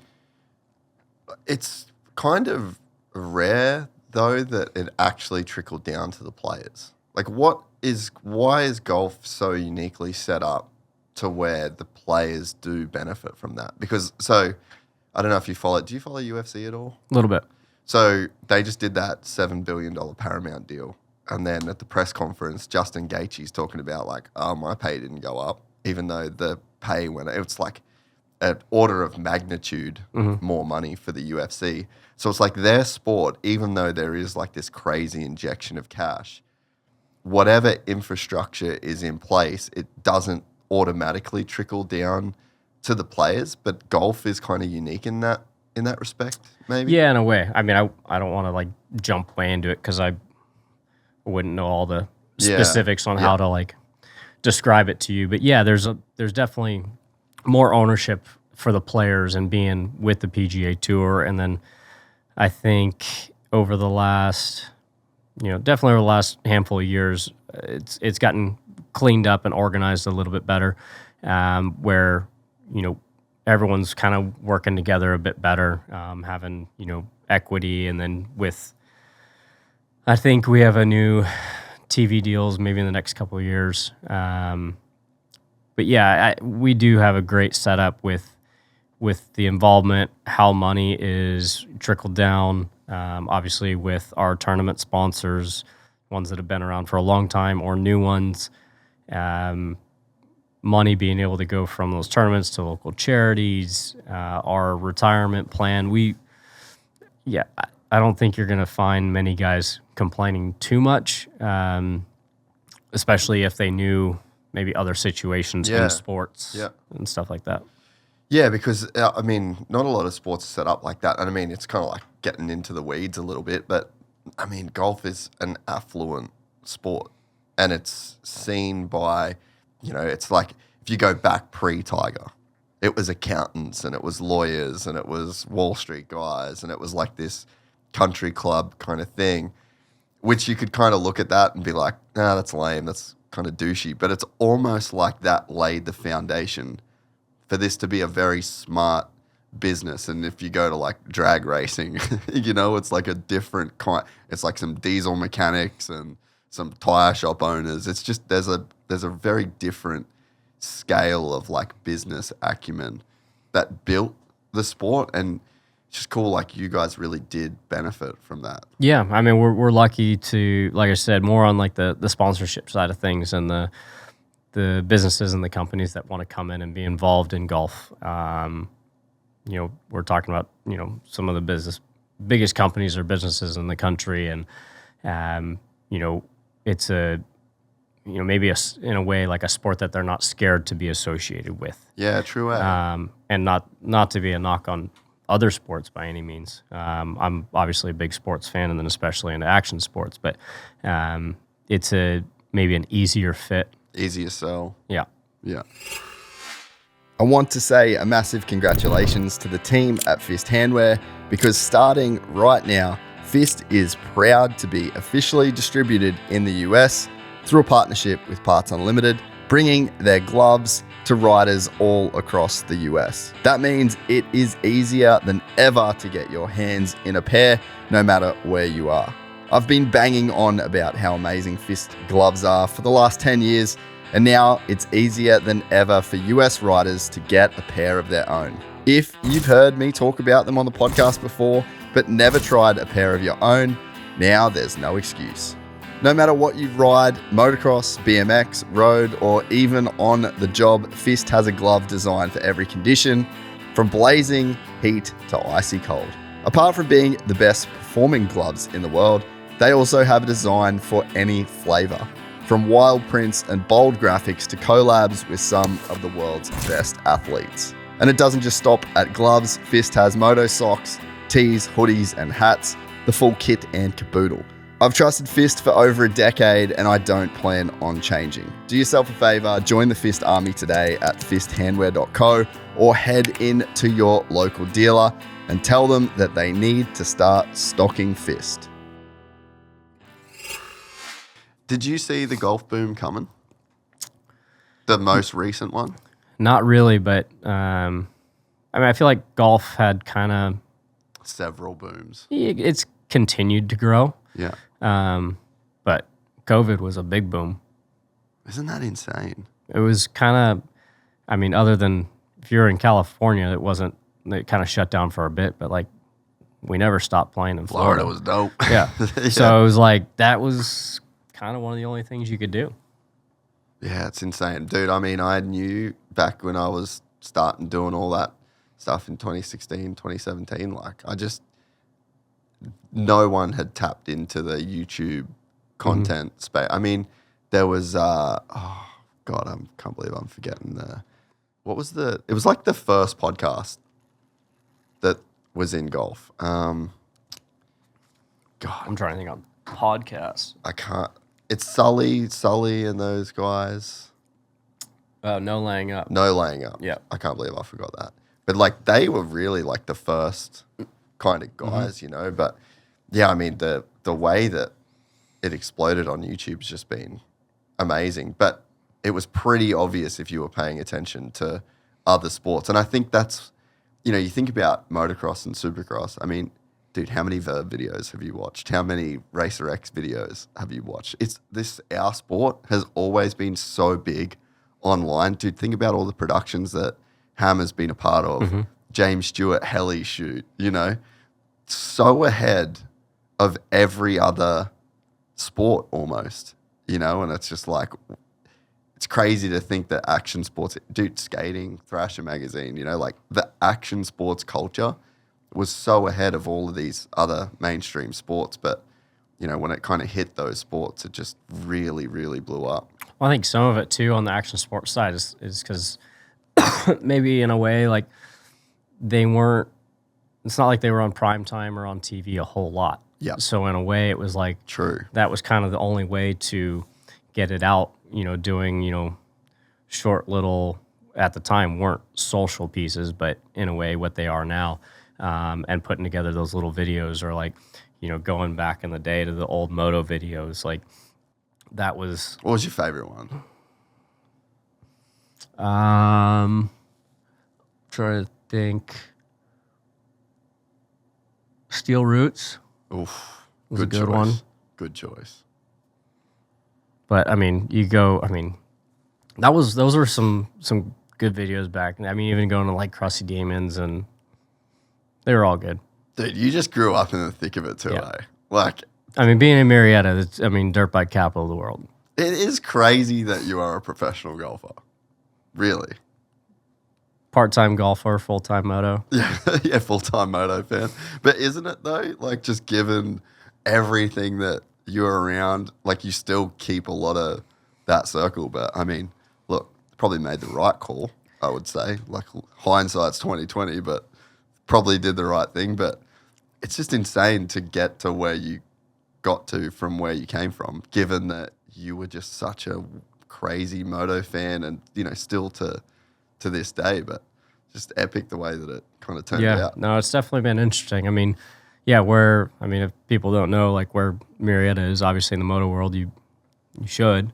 But like that was, you had the test tracks just up the road, and then you had, all the guys starting freestyle, and most of the guys were hanging in Temecula, and that was, from local tracks, or about 2-hour drive, or if that, to Ocotillo, and Glamis just past that. Like that was just everything around that Marietta area. That it was moto. But I think what you're saying makes sense, and I've never really thought about it that way, that these other sports were on TV, so they didn't have to go to YouTube. Yeah. And they didn't have to do that whole thing. And maybe that's why our sports kind of led the way, because... Yeah, really the only thing, TV-wise, kind of back then would have been like X Games. Yeah. That's it. Maybe some little stuff here and there, but outside of that, you didn't see action sports on TV very much. Yeah, it's true. Unless it was maybe a replay. Yeah. Do you think that the sport's trending up, Supercross? I do, yeah. What have you noticed in the like? What's kind of, I guess, given you that inclination over the last few years? To me, I get more people asking about it, or at least knowing that there's a crossover with me. I would say Moto's still not huge in the golf space, but I think for me, seeing how much golf has grown in the Moto space has been great. I think that one of the big things this year was changing TV times. I thought that was very helpful for me. I think that's something that'll help. I don't know. I haven't seen like TV numbers or anything like that, but I have to feel But like you they get can, the feeling, right? Yeah, I don't, like I said, I don't have any data to back it up, but I just feel like it continues to grow. The sport, as far as riders, the depth there continues to be more and more guys. So it's been fun for me to see the sport grow. Now, as far as a number standpoint, I'm pretty sure know it is. I would just assume, but I don't know if they back them up. No, I'm pretty sure. What were they saying about A1 was the most? Was it A1 or San Diego? Over the last 2 rounds, it was like the Most streamed. Yeah, so I think, the start of this season's basically the most streamed that the sport has been ever. I guess since they're getting like that new Peacock data. So it does match up. And even I can feel it with this, like you just start to see that you reach millions and millions of people every month over, I think I started this in 2018, So it's like you can just see it go up over time. But it's cool that you can feel it as a guy that's like not privy to the data, Yeah, and to me, it's like it's always been really cool to kind of have that crossover. I get people at tournaments, a lot of times on Saturdays, who you got tonight?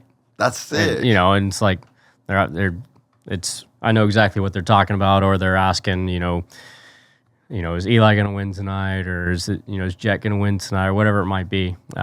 So it's fun. It's cool to be known as the guy that is tied to that sport, because it's obviously it's a big part of who I am and how I grew up. Dude, we need to start the trend, or maybe this will piss you off, of just someone like yelling Moto shit after. They do like the Bubba Booey, but imagine if they're like, beast mode! just like some full Moto references after. It'd be nice if I could switch into beast mode at the right time. Maybe that's what we need. We need some dudes on the course after Rickie has completed a full swing and is watching the ball head for the fairway. Get some beast modes out there. What else? Showtime! Yeah, there'd be like 10 people who would know what was going on. But we can build that. No, they would pick on it, and then we get more of the golf fans to understand where that connection is. Yeah, where the reference is. When you see when Jett started as the 450 career, went perfect, and was then first Supercross season and is just killing it, and then you kind of like start to see the anti-Jett wave of people being like, oh, it's fucking shit for the sport. The first thing I would say, when did golf blow up the biggest? Tiger Woods. Yeah. When did Supercross have its biggest growth? Jeremy McGrath. I'm going to say be MC and then Carmichael and dominance. Yeah.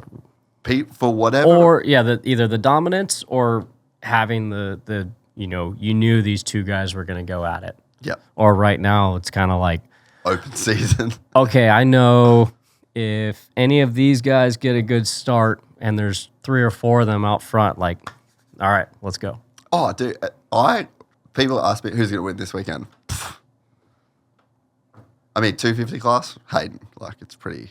He's done pretty good. I feel like we could safely say that we know who's going to win the 250 class these days. But like, dude, 450s, just literally get a dice. Just roll it. All the numbers are on there. Like the same numbers could probably win. I mean, I'd say realistically, there's 10 guys just based on how a start may play out. Yeah, and I think that in those dominant periods, as much as like the core fans might get tired of seeing the same guy win, I think that's one of the real big attractors. I think that human nature loves peak human performance, and it's like that Tiger era it was a spectacle. Mm-hmm. Lance Armstrong in cycling, it's an absolute spectacle to watch, because to be the 1% of the 1%, you're in the 1% of golfers on the planet, and there is millions and millions and millions and millions of people that play golf. You're up at the 1%. But then to be the 1% of the 1%, which you have also been, the numbers don't make sense, And I think that when you have context of just how great somebody is in the moment, like a Tiger or a Jett or a McGrath, I think that is something that, you kind of can't help but be sucked in by. Yeah, no, I agree. I mean, it's like you said, going back to like Jett's perfect season, you're like, I can't miss this race. I have to see like, is he going to win again? What's going to happen? And I would have to think that, even though outdoors probably don't have the views that Supercross does based on timing during the day and whatnot, but I would have to think, looking at numbers through that season, they had to like almost continue to go up based on how he was doing. So true, eh? Yeah, because it's just like, is it going to be the day? Yeah. Dude, I went to Washougal during his perfect season. It was my first time back in the US in like 5 years.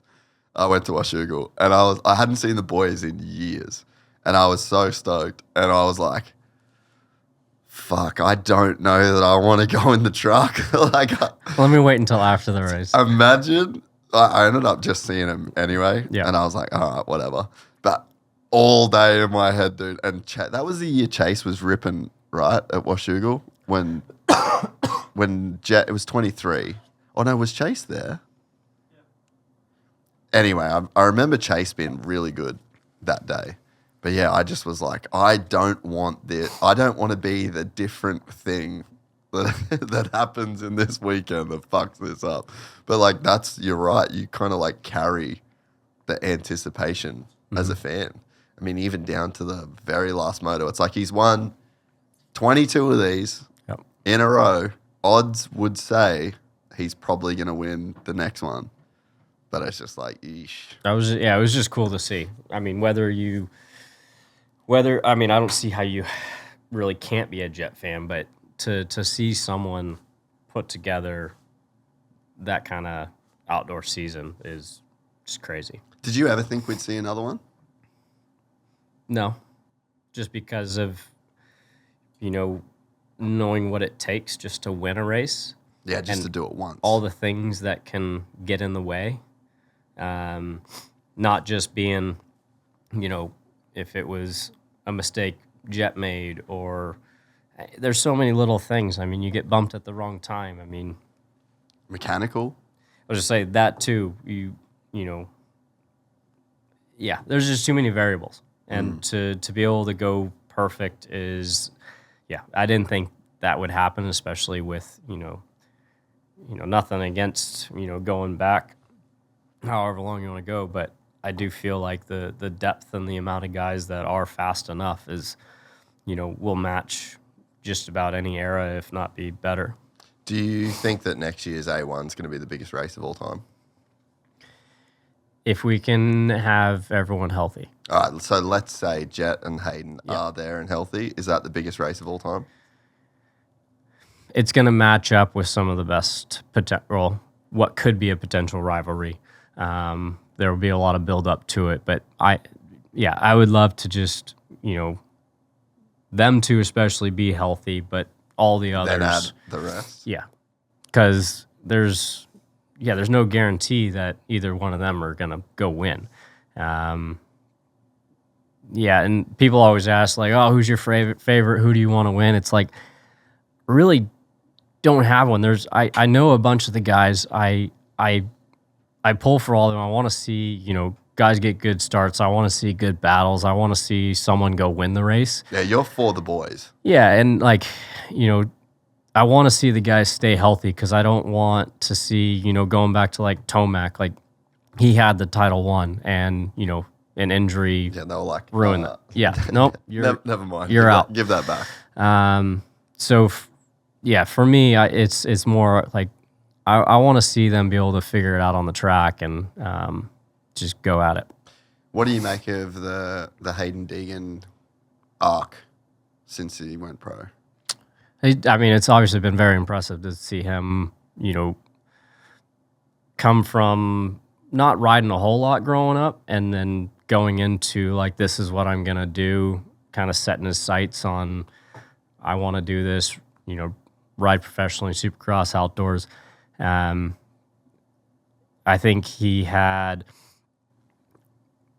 are obviously a lot of followers with, their YouTube stuff, and then obviously, with Brian, and there was probably a lot of doubters from the beginning, and to see him, and there's people that either love or hate him or kind of in the middle. It's been impressive to see him go and accomplish these things, from kind of setting that bar for himself. Like I said, love or hate him, it's you have to hand it to him. What do you make of, I guess, the way that he's gone about it? Again, I would say there's people that love it, there's people that don't like it. I think it's been good for the sport. It's brought more people to it, more eyeballs. He's not scared to kind of ruffle some feathers. Not the way I would go about it, but I don't think it's been a bad thing. And he's backing up, what he's either talking, saying, and like he's been very impressive.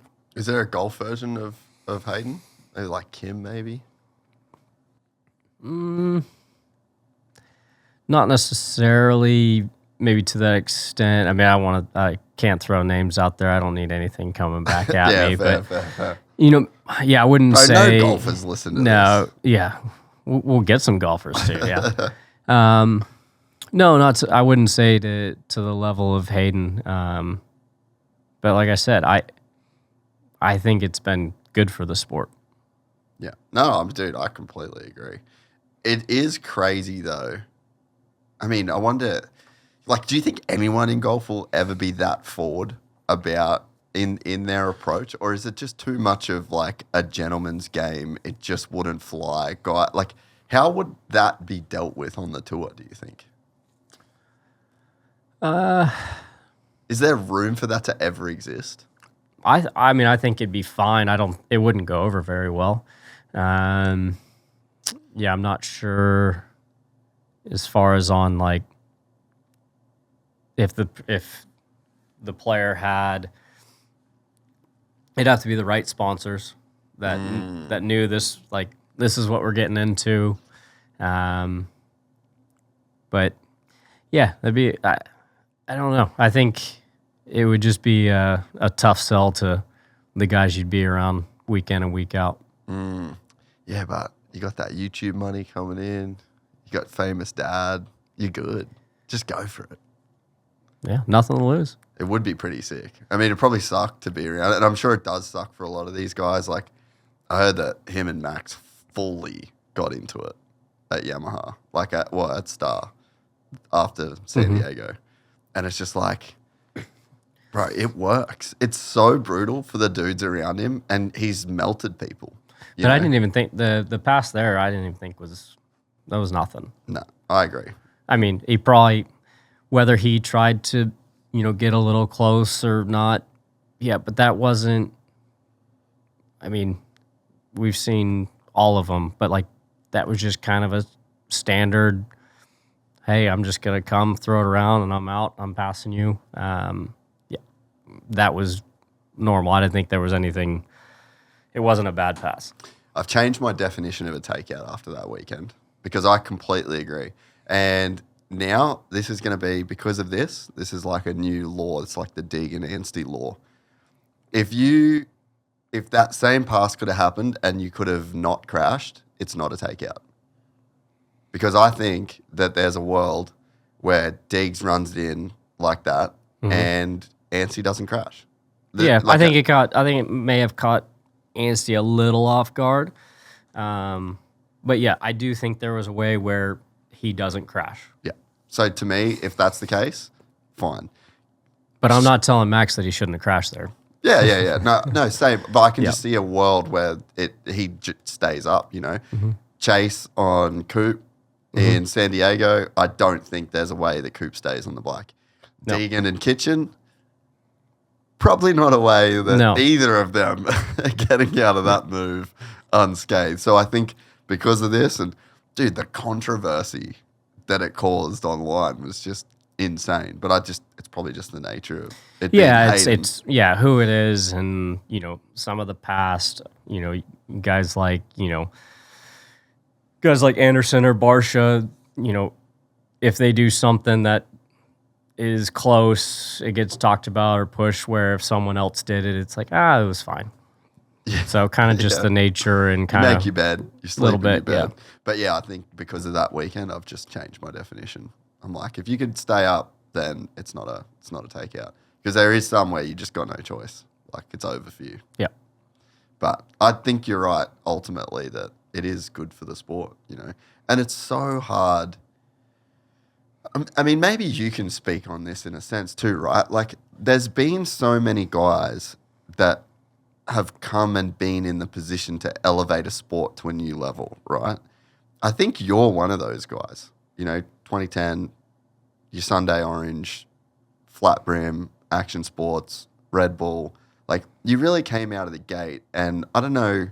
I mean, I'd love to hear the thought process, if it was just genuine or if it was you had a vision. But you kind of seem like a guy that were down to put the sport on your back. You knew the effect it could have, and then you walked that walk for better or worse, And I think Jeremy was like that. I think Jeremy realized very early on that, hey, I can influence a massive change in this sport by being myself, and by doing this. It's going to come with pressure. It's going to come with scrutiny. It's a distraction from the racing itself, but this is a net positive for the sport. And I think that we saw James do it a little bit and then pull back because of all those things. It's a distraction. It takes away from racing. People are going to start asking questions. Why aren't you winning? Why have you had a shit season? Why? And it's easier to just not make waves, just let the pond go calm. And I think that Haiden is a guy that has said, like, no, I'll put the sport on my back. Whether you all like it or not, I'm going to make this thing bigger, like flying to Jake Paul's event and in private jets with him. And like, again, love it or hate it, you just can't argue that he's been down for the cause. And there's not very many guys that come along that put the sport on their back and are down to take the good with the bad and march forward. Yeah, no, I agree. It's like you said, love it or hate it. It's definitely been good and helped the sport grow and bring in some more or different eyeballs. And for me, coming out, it was, turning pro in 2009 and getting my card and my rookie year being 2010. Beating Rory McIlroy for Rookie of the Year. I snuck that one out somehow. But, signing with Puma, for me, it was a way to kind of do something different than everyone else. Was no one really on Puma then, or? No, they started the golf side maybe like 2006. They had a couple guys early on, and then it was kind of, I think, just me at that point. There might have been, I can't remember who, if we had a couple guys that year, but from there was some more. But for me, it was just a way to kind of, okay, I like wearing colors, like wearing, riding gear and stuff like that. So we'll kind of mix that in with golf and the flat bills. And so that was just organic. Let's have fun. This is, I like all this stuff. I'm going to wear this, be different. It's, we have all these colors. Why don't we make shoes to, match this? It's like, screw it. I'll wear head to toe. We'll just wear it all. And so just had fun doing it. And then to see, kids and they wanted to wear the hats and stuff and start to have this young following, that you can't plan for that. Sure. And people have asked before, like, why do you think kids liked you, or why'd they want to, dress like you? I'm like, I don't know. I think, to me, the only thing I've kind of come up with is I feel like kids are very good at seeing if someone is real or genuine or not. True, eh? And they can see through, like, a lot of times, not all the time, but if they're fake or trying to be something different than what they are. And for me, it was just, hey, I'm out here. I love playing golf. I'm being me. I'm doing this because I'm having fun wearing this stuff. And so my hope is that that explanation works, that it was genuine. I was real, young enough to be the closest out there in age to them, and, gravitated. And then that put me in a position where I could have an influence, and then to continue to try and make that a positive influence on the younger generation. And then that's kind of where it, built from. Did you have much awareness around what it was doing for the sport? No. I mean, it was more, I saw the impact or the following that I started to get. But as far as, like, what it was doing for the sport, I don't know. It wasn't like, we'd look at numbers every month on what. No, it was just out there. That's what I wanted to do. That's how I wanted to, dress. That's how I wanted to play, and which obviously is a lot easier if you're just doing what you want to do versus going out and trying to, put on an act. Fabricate something. Did it ever come with any negatives? Oh, yeah. Really? Well, I mean, we talked about as far as, like, hate or, any of that, whether you're playing poorly or someone doesn't like how you dress, or you're having success so people don't like you. There's always that. So, yeah, I've dealt with hate from day one. There's always those people. Like you said, the 1 in 10 comments. Yeah. Sometimes it might be just the 1 out of 100. But you still see, you'll hear it. It's kind of just part of the territory. And I guess that's where, by it being so genuine and it just being you kind of just default to, like, dude, I'm just doing my thing, bro. Yeah, some of it almost, sometimes it can hurt more because you're like, this is me. Yeah. I'm playing, like, I'm having a good time. Where if you were out just putting on an act and someone's ripping you, you're like, well, it doesn't matter. This is all fake. Yeah. So yeah, there was definitely that learning curve, and yeah, still sucks to this day, but we'll wear it. Just can't believe anyone wouldn't like you. Just the nicest dude. People need to know.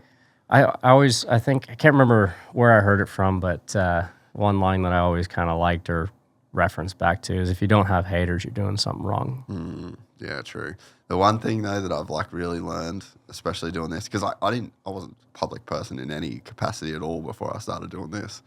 And then I learned pretty quickly though that even if you're a dude jerking off in your grandma's basement, if you're right, and it kind of sucks. Like, the whole never met a hater doing worse than me. Not true. There's some guys that have kind of nailed some shit over the years. Don't care what they were doing or where they come from. They were right. I needed to check myself. But that attitude, I feel like once I adopted that, I was like, all right, I'm just going to, if it's right, I'm just going to try and listen to that person. Yeah. And if they're wrong, it's all good. Yeah. No, and some of it is being able to accept if you're wrong or if someone else is right, and that's part of life. Yeah. What's up, Gypsy Gang? I'm so stoked to announce my new flannel with Dixxon. You can check the link in the description below or head to Dixxon.com. But we've been working on this for about a year now. I picked all the colors, I picked the design, I picked the patterns, and it's finally alive. If you've worn Dixxon flannels before, you know that they are the best flannels that you can buy. And if you've never had the privilege of owning a Dixxon flannel of your own, this is about as good as an excuse as you will ever have. I've been wearing this flannel all through Japan. I've been wearing it on the podcast. It's well and truly wear tested. Remember, head to Dixxon.com, click the link in the description to cop the all-new Gypsy Tales signature Dixxon flannel.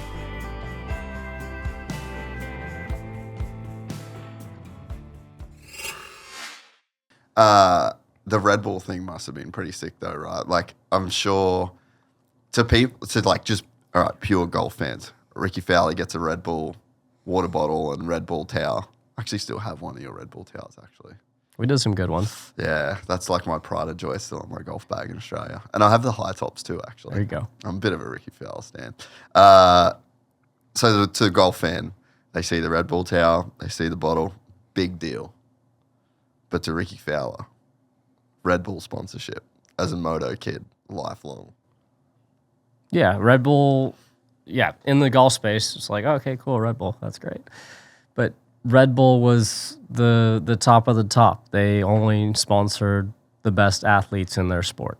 And if you weren't a Red Bull athlete, that was like you were verified on Instagram. 100%. Yeah. Yeah, that was the ultimate verification. Yeah, that was status. Yeah, yeah. So, yeah, to be with them and have the partnership that I did for, I don't know, it was like 10 years. Yeah. And then they kind of stepped a little bit out of golf, which don't blame them. It's not really an action sport. So there's no bad blood there by any means. I love being with Red Bull, being able to do different stuff from them or with them, from being at X Games to MotoGP to doing random activations of, hitting golf balls in the city in Dallas, That's DC. right, yeah. Like there was always some fun and different stuff.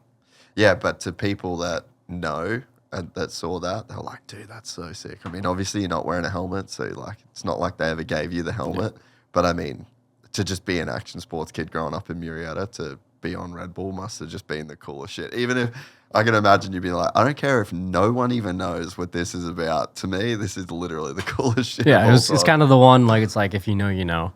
Yeah, they're great. Like, I had a couple off seasons in the winter where I'd go stay, close to headquarters and go down there and work out, train, therapy, and then, sometimes be out there for a few weeks, couple months, kind of base there, hang out with Hammer. It was a good life. Well, and then you're around a bunch of other really high level athletes too. I think that's like one of the fringe benefits is like you go into the APC and it's like you might see a world champion skier, a free climber, like there's such a crazy diversity of athletes. I mean, I'm sure just in that period you met so many wild people. Yeah, handful. There'd be some where we were a lot of us were in there every day together. To some guys or girls would come in for a few days, week, whatever.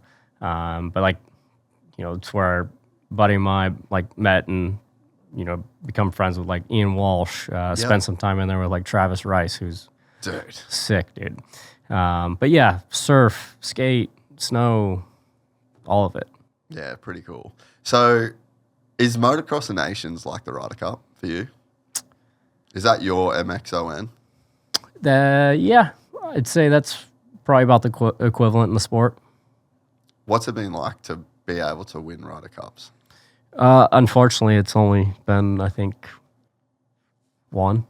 I've the only one. I thought it was more. Oh, but you've won President's Cups as well, right? Yeah, we've had, trying to remember where all those were. But yeah, I got the 3 President's Cups, and then, only one of the Ryder Cups, but at least there was one win. That had to be pretty special though, right? Yeah. Those are just, they're fun weeks. They're ones that you remember forever. Unfortunately, they go by just super quick. I was telling some of the guys leading up to this last one, like Ben Griffin, we'll train together every once in a while at home. We have the same trainer. But obviously the Ryder Cup is the playing days are Friday, Saturday, Sunday. So the lead up, practice, different obligations, media, some dinners, Monday, Tuesday, Wednesday, and Thursday. And that prep, you're trying to prep for an event, but there's other stuff going on. It was like Monday through Thursday, it's going to kind of just cruise along, kind of slow, but you're doing a bunch of stuff. I was like, come Friday morning, I was like, don't blink. Because all of a sudden you're going to be on the back nine on Sunday in your singles match. It never stops. It's super quick. You get, you get a little bit of sleep at night, but not much because it's turnaround. If you're playing in the mornings, or especially if you're playing all 5 matches, you're up at usually around 4 or so, and it's just go. So yeah, they're a lot of fun, but they go by way too fast. How do you even get to sleep on a night like that? Well, if you're playing the afternoon, and then you're playing the next morning, and playing in a lot of those matches, it feels like you're playing a final round in the hunt trying to win a tournament. And so you do that, in the morning, and then go out for an afternoon match, and then you're finishing, basically just close to dark wherever you are. And by the time you do, treatment and therapy and kind of start to wind down, it's hard to be asleep before 10. And then if you're playing in the morning, you're, depending on how far from the course, but there's been times where you've had to be up at 3:30, 4 o'clock. True. Yeah. I just can imagine that even getting to sleep, like to just switch the brain off. You're lucky if you're asleep by 10, just being able to kind of wind down and reset to where because you're coming off of, like I said, kind of that, especially if you played the full day, your body's worn out, but like mentally you're, in it, and you're still firing, and no, you have to shut down and go do it again. Yeah, that to me, I've always, like, obviously I've done my own versions of sport, but just like nothing with that much on the line. It's just to be able to even shut off of a nighttime through those 3 days to where you can actually get sleep and really be in peak physical condition for the days. I just don't even know how you guys could do that. Yeah, you get used to it. It's a different, that's on the kind of the recovery or shutting down side. Like I said, we've been doing it for so long, you kind of get used to it. There are times where when you are, at a big event, maybe kind of in the mix, and you finish late. I remember, like US Open at LA was kind of in or around the lead the whole time. There was some, finishing late, and then, you're trying to figure out getting dinner in quick and how do I, get to sleep as quick as I can. And sometimes it can be tough to shut down. But the other side of it too is it's been funny to see, like, having friends come out and they come and walk and hang for the tournament, but they'll, maybe start with Thursday and go walk and then play in the morning. So they end up, back at the house and they're taking a nap on the couch and they're worn out. It's like, we're just getting started. Like, Yeah. and we just practiced and got ready the last few days. So not saying we are any sort of the kind of athlete that, these guys doing, 30 plus 2 in the summer and then go do it again. It's a different kind of endurance that we're used to. Oh, dude, for sure. And yeah, when you take someone that doesn't do it and you put them out there, even if they're, in great shape, physically, it's just different if you aren't used to it. Yeah, to stay locked in. And there's some really fascinating studies around decision fatigue, and even just running a business, like doing this. Let's say, dude, on a day where I have 2 podcasts, you do one from 9 till 12 and another one from 2 till 5. You drive home, you do all the phone calls that you're trying to cram in on the way there. I've got up in the morning, I've done all my emails. Then I get home at night, probably still more work to do. Then the wife wants to chat and hang. Man, the amount of things that you've thought about, decisions that you've made through the day, there's something that's so taxing when you have like high consequence decisions that you're making, even if you're not doing anything physical. And I think that's where the real fatigue factor in golf comes in, is that, and you're probably right, like you're not switching the brain off in the way that other sports are, like the super reactive sports. So it's like the level of decision-making fatigue that you guys would have that accumulates over 4 days. You've got media. You're trying not to say some dumb shit that gets you railed online. It's very different, and from the outside, just very easy to do. But I think it's more the mental thing that really adds up at that level.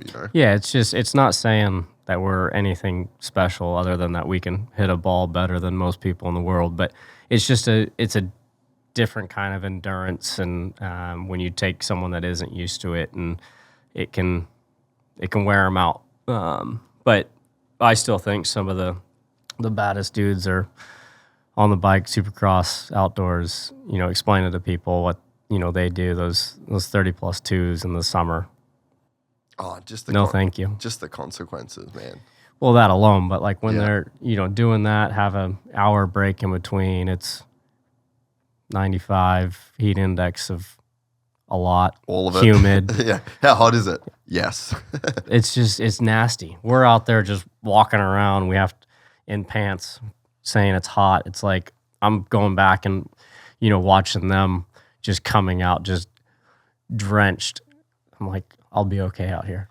It's got to give you some kind of edge, in a sense, coming from the background that you came from, to really know what a grind is. Like, I'm sure there's a bunch of golfers on the tour that have only ever played golf.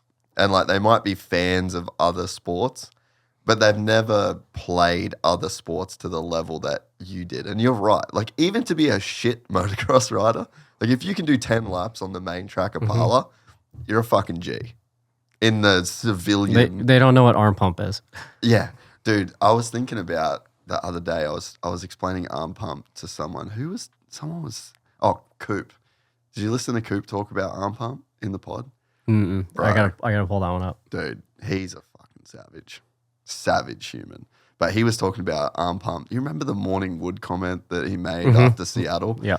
And we were talking about it on the show. I was like, imagine being at Augusta on 18 with the driver in your hand with the arm pump, like crazy arm pump, to where you can barely feel the contact that you have with the golf club. And then it's like, righto, buddy, we're going to need this one on the fairway, chief. No, I just remember, obviously, like either riding at the track or when you go like long rides out in the desert, you're just like, yes, just pull that off. And you're like, let me get this one off, and you're just stuck, and then you're trying to just, it's the worst. I remember, the couple of times that I did ride after I kind of stopped and just kind of go cruise around, but you start to feel arms pump up a little bit, and you're just like, okay, let me just. This is when bad things happen. But you must have a different perspective, like to that guy that's never done anything else. I mean, you probably do have a bit of a well that you can dig into as an athlete that maybe some of your competitors don't have. Yeah, I mean, everyone works hard out there. But also, I think, knowing knowing how tough it is to do other things, or what, obviously the guys in Moto that we've talked about tonight, like the stuff that they go through, not just, at the races, but the training and stuff they put themselves through so that they can actually go do 30+2 twice. They're insane athletes. So always hats off to them. I know, it's so hard to put into words what they do, and just it's just the risk, and it's like every single day, and there's no way to change it. Like, I've thought about what could we do to make it safer, make the guys ride less. It's like, no, you can't. I mean, they ride the least amount as possible right now. Obviously, cycling and being able to do other stuff to at least get the endurance where they need to be at. I mean, the airbag's probably been. Yeah. I mean, basically having Alpinestars, that airbag chest protector has probably been the biggest thing as of late. But maybe next, like we talked about, bubble. The bike bubble. So I've never asked someone on your level this, but when you're playing your best golf, is there any swing thoughts over the ball, or are you just walking up to the ball and you just pull the trigger? Or is there always some kind of thought that happens? When you're kind of in that, like we talked about, kind of flow and in the zone, it's more like subconscious thoughts, as far as you're still going through, hey, I'm going to start this here. Either the wind's going to do this, or I'm going to move it this much to this spot. So subconsciously you're in there, you're like, okay, I'm going to draw it, but you're not thinking like, oh, I need to do these certain things to draw it. And then the other times when you're, maybe not firing all the cylinders, but playing decent, there might be one or two thoughts. Some days it's just like, hey, it's good rhythm. Let's keep it slow. Let's not get too quick. Sometimes it's a little takeaway thought. Just usually little things to keep you inside the rails. In the window. Yeah.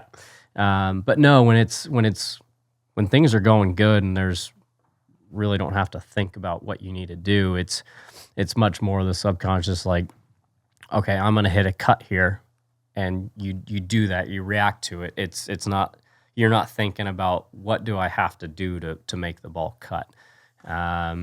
So yes, there are swing thoughts, but off times you're trying to keep that to a minimum, 1, 2, and then when you're flowing, it's just more you're thinking what I want to do, and you're going to go naturally do it. So it's more like at your best, it's shot thoughts. Yeah, you're behind it. You're thinking, okay, what shot? Where do I want to start this? What do I want the ball to do? And you kind of talk about like being a artist or something. You kind of draw the picture, and then you go in and make that happen. That must be the coolest shit. It's fun when it just like I said, there's hearing it spin the way you want it to. It's very rarely do you hit like a perfect shot, but when you, especially in tough conditions or if it's windy or whatever, and you do actually execute exactly how you want to, you're like, it's a pretty satisfying feeling. So it's just still, it's the same for you that it is for all of us. Yeah. It's just I'm better, so my expectations are higher. So we'll try and keep the expectations realistic. I rode Monday, and I just haven't been riding. Like, I've just been full send with work, and I go backwards quite a lot when I don't ride. And so when I'm riding a lot, it's so much more fun, just like anything. But so yesterday was like about as rock bottom as it gets, or Monday. But I hit one turn. Fucking good. No clutch. That didn't pull the clutch in at all. Didn't upset any of the momentum. Didn't upset the angle. Throttle at the perfect time. Like, unreal.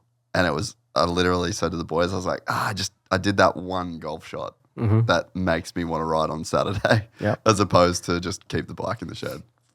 Yeah. No, it's the same feeling. Everyone knows, every golfer knows the feeling. So who's winning the Supercross Championship? It's hard to bet against Eli. Oof, love that.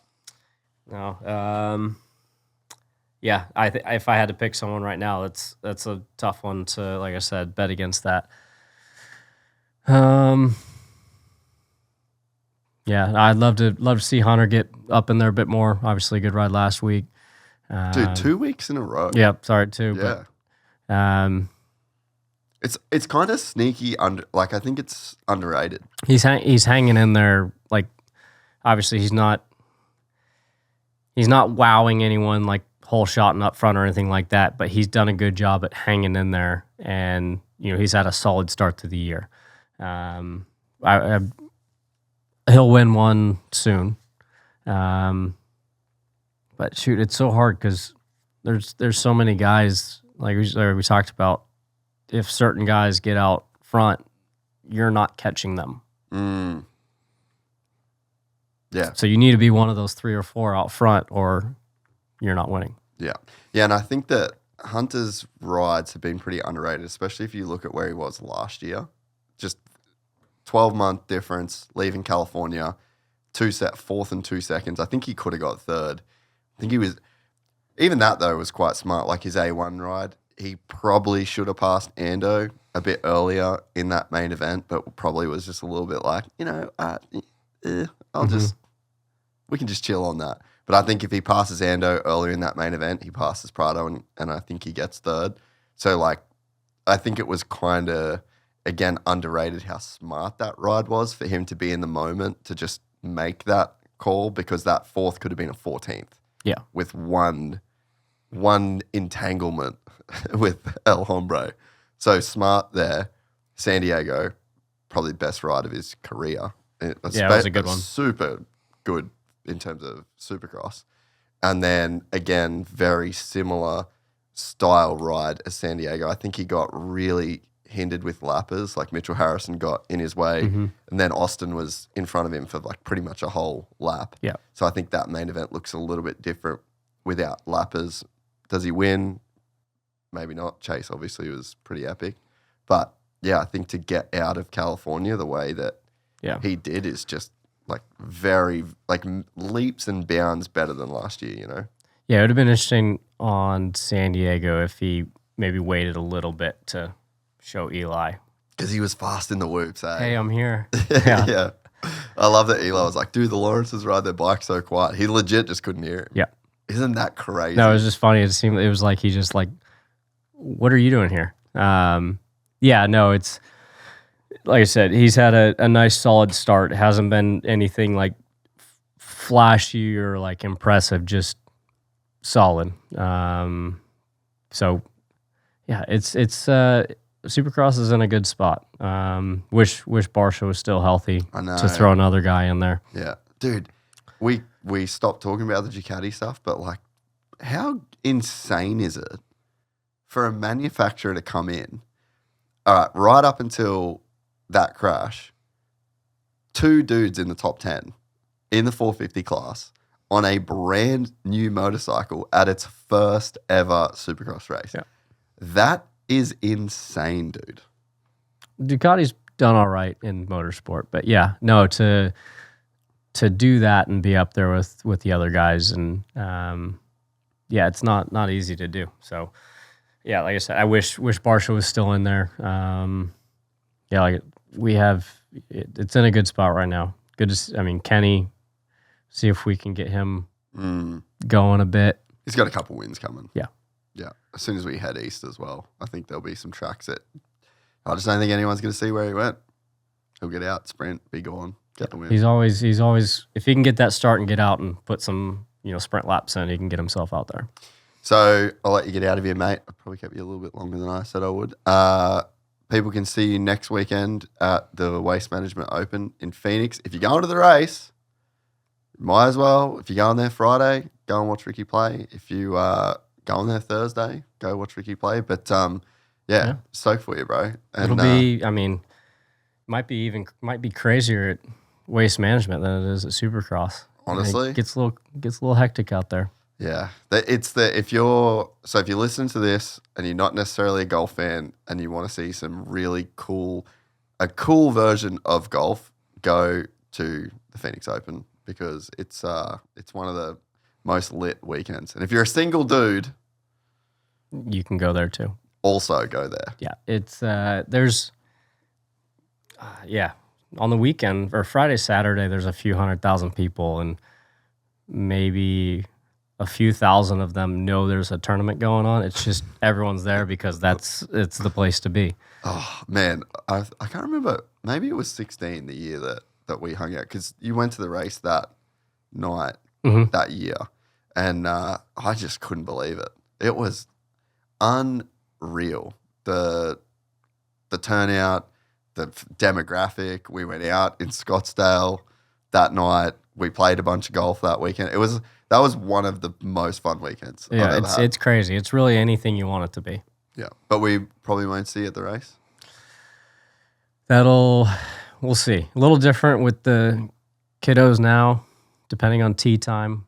Hopefully we have a tee time on Saturday. That's first and foremost. I feel like you're going to have a tee time on Saturday. I've got a feeling.